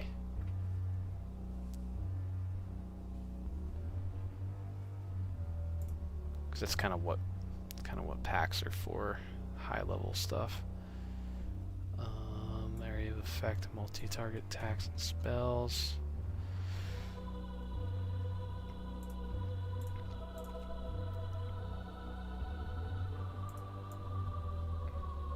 The vibes are immaculate right now. Vulnerable, and then single target attacks and spells. Primo. Okay, then we need Charmed, Frightened, Grappled, Paralyzed, Petrified, Prone, Restrained, and Stunned. There we go. We're going to increase this by 7. So up to 19. And the CR is definitely going to go up. Try and shoot for like a CR 10 in terms of like damage. Give automatic advantage to attack creatures within the pack space. Yeah, they get that with overwhelming mass. They get advantage on attack rolls against creatures that are in the space. I think I gotta add. What do I need to do? I need to make pack at the top. I gotta add like the pack rules at the top here, so people know. There we go. So the baby DMs understand what's happening, so they don't get confused. Something about beasts to remember. They usually take the path of least resistance. If you're more trouble than it's worth, wolves might leave you alone. Bloodying them could cause them to flee. That is true. I could give them morale mechanics. I didn't do it for the guard hounds though. But there's nothing saying why I couldn't do that, so let me... Whoops, hold on. Just do this. It's the same exact health. There we go. Because they're bloodied when they hit 60 HP.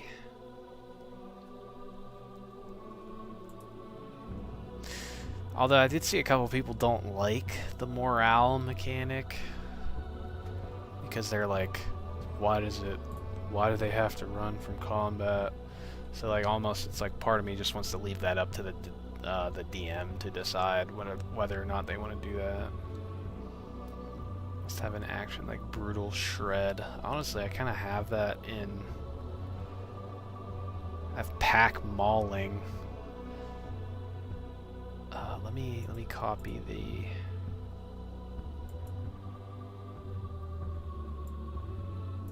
There we go. See how good fantasy music really just like makes things so much easier to work. K9s. I'm gonna put a bunch of dots here just to compare the two. I have to compare the two before I make any huge changes here. So we have Vicious Gnashing.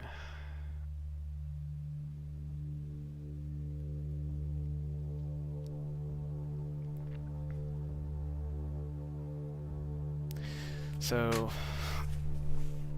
natural brutality with the pack, because it's a horde, I feel like it should deal 4 extra damage die instead of just 1, because only 1 extra damage die doesn't really add too much to the stat block. It's almost like pointless to have that on there.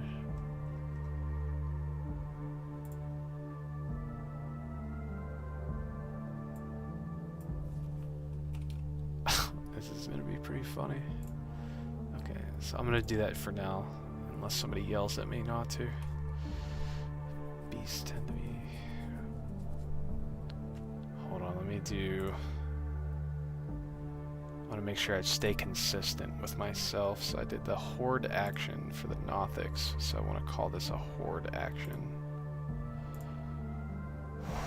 Horde action. Horde action. So...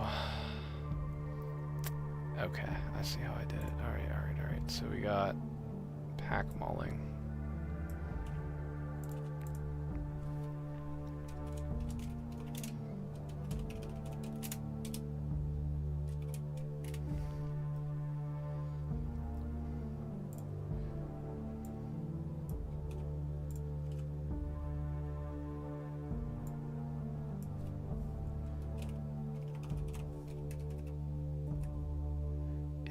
Bleeding too.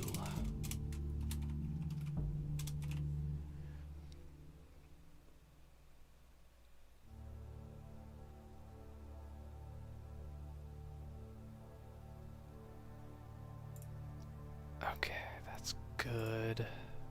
I want to add the little break in that too. Whoops.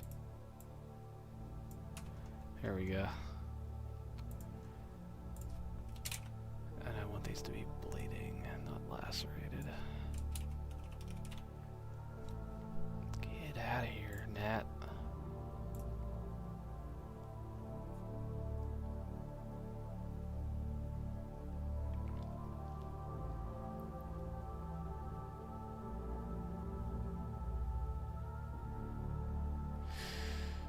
So... comparing the two that we made here,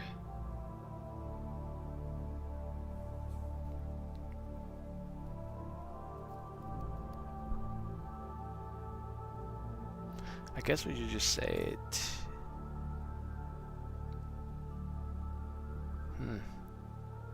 I don't know how to make that different, because the pack mauling kind of does that already too.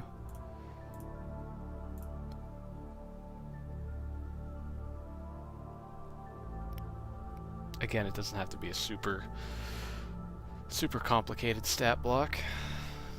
It is just wolves after all.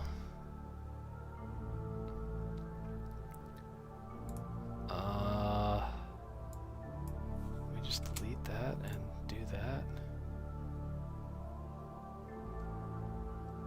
Hit update, delete this.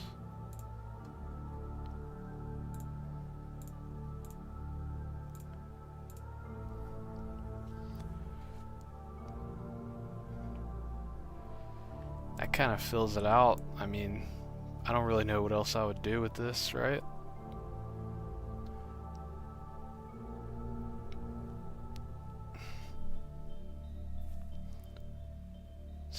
So all the damage die is multiplied by 4, because it's assuming that 4 wolves could hit one creature at a time, because if you're looking at it from like the front line, the front 4 wolves could hit one person at the same time, so it's all multiplied by 4.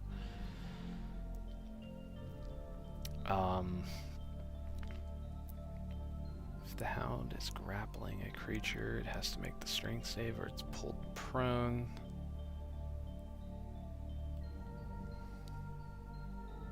Oh, I just realized these all say hound, and I want this to say wolf.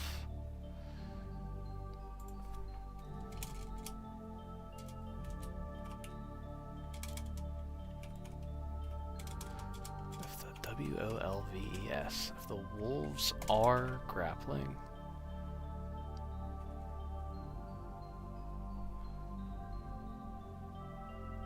I had it large or smaller, didn't I? Let me look at the wolf stat block that I just made. Seems pretty good. Yeah, I think it seems pretty good too. It's like, there's really nothing I'm going to add to it that wouldn't be kind of like weird and forcing something else onto the stat block, unless it was like a magical wolf. Let's see, where did I just put that? Here it is.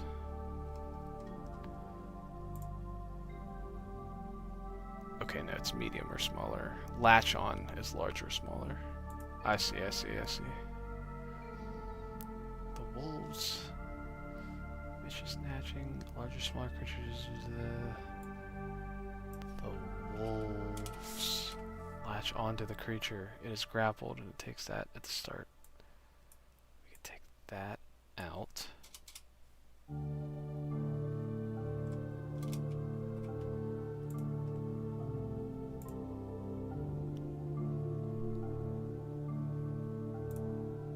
Yeah, it's probably a CR8 because of the damage, which is like on the same level as the I think 8 would be good just because it does deal a lot of damage from natural brutality. It'll deal 4 extra damage die. That's pretty nasty. That's 8, 9, 10, 11. That's 12 d4 piercing damage plus 4. If you're bloodied and they hit you with relentless bites. Zane would be losing his mind right now if he's seen this.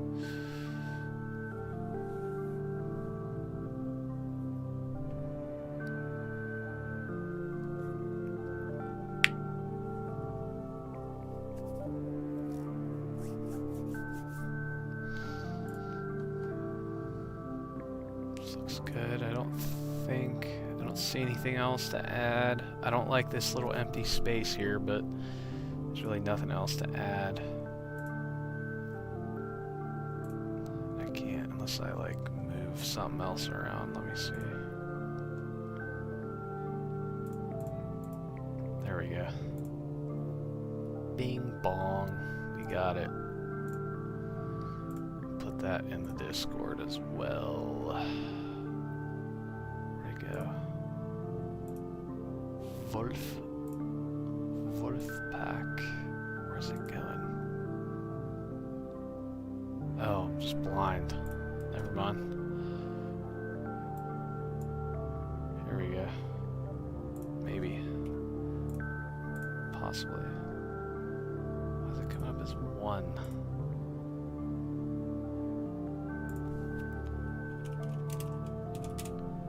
Wolf pack.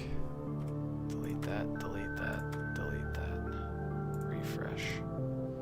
Save these to my computer. There we go. We'll do Chad Wolfpack stat block. There we go.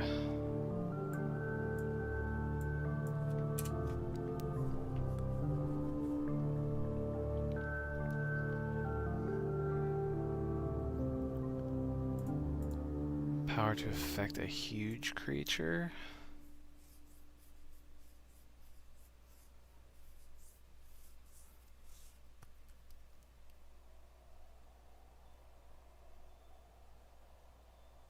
I could just increase like the size for vicious gnashing to huge since it is a pack of wolves, and I could do the pack mauling to large, but then that kind of, because for every horde that I've done, it's all been just large or smaller, so that if you are a huge giant and you wade into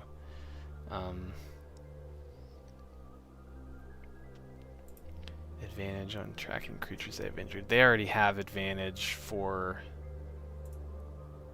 I guess it would be like survival. Because tracking would be survival, so let me say survival, and then what do you think the ability should be called?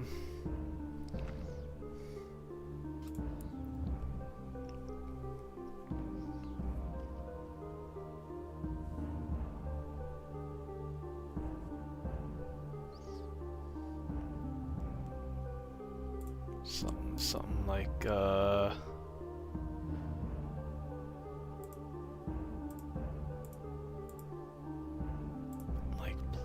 blood senses, maybe? I think that's a thing, right? Blood frenzy is not what I wanted, but That ain't gonna cut it.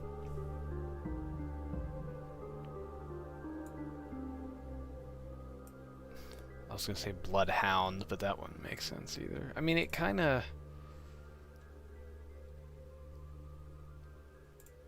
I can just add that into this, actually. Hold on, let me see. Let me say... We'll say predator. Hearing and smell. Smell. And on... Survival is wisdom, right? So survival. Survival checks that rely checks for tracking creatures they have injured.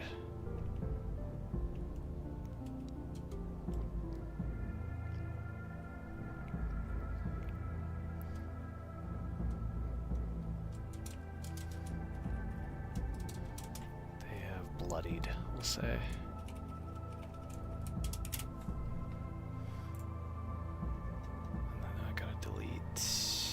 This, go here, go, what did I do? Something like that. Well, hell. Alright, that's your, there's your wolf pack stat block.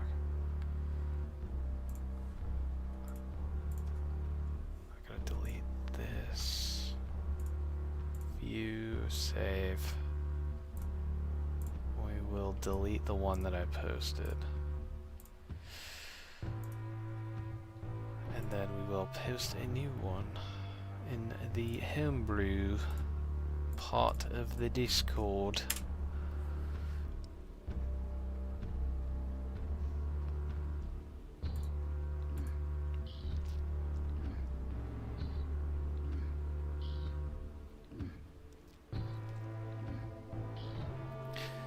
That would be more... Survival wouldn't really be sniffing out intruders. I feel like that would be perception, to be honest. I think that already is kind of covered, but I think that's good. I think that's your... Here's your guys' wolf pack stat block for you.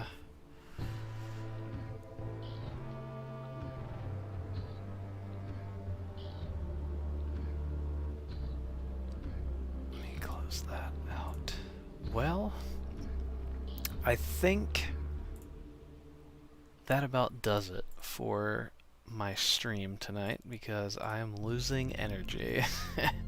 And I did make like 3 stat blocks on stream, so I think we did some pretty good work today. I had a lot of fun streaming. I didn't think it was going to be this entertaining, but I'm glad you guys actually showed up.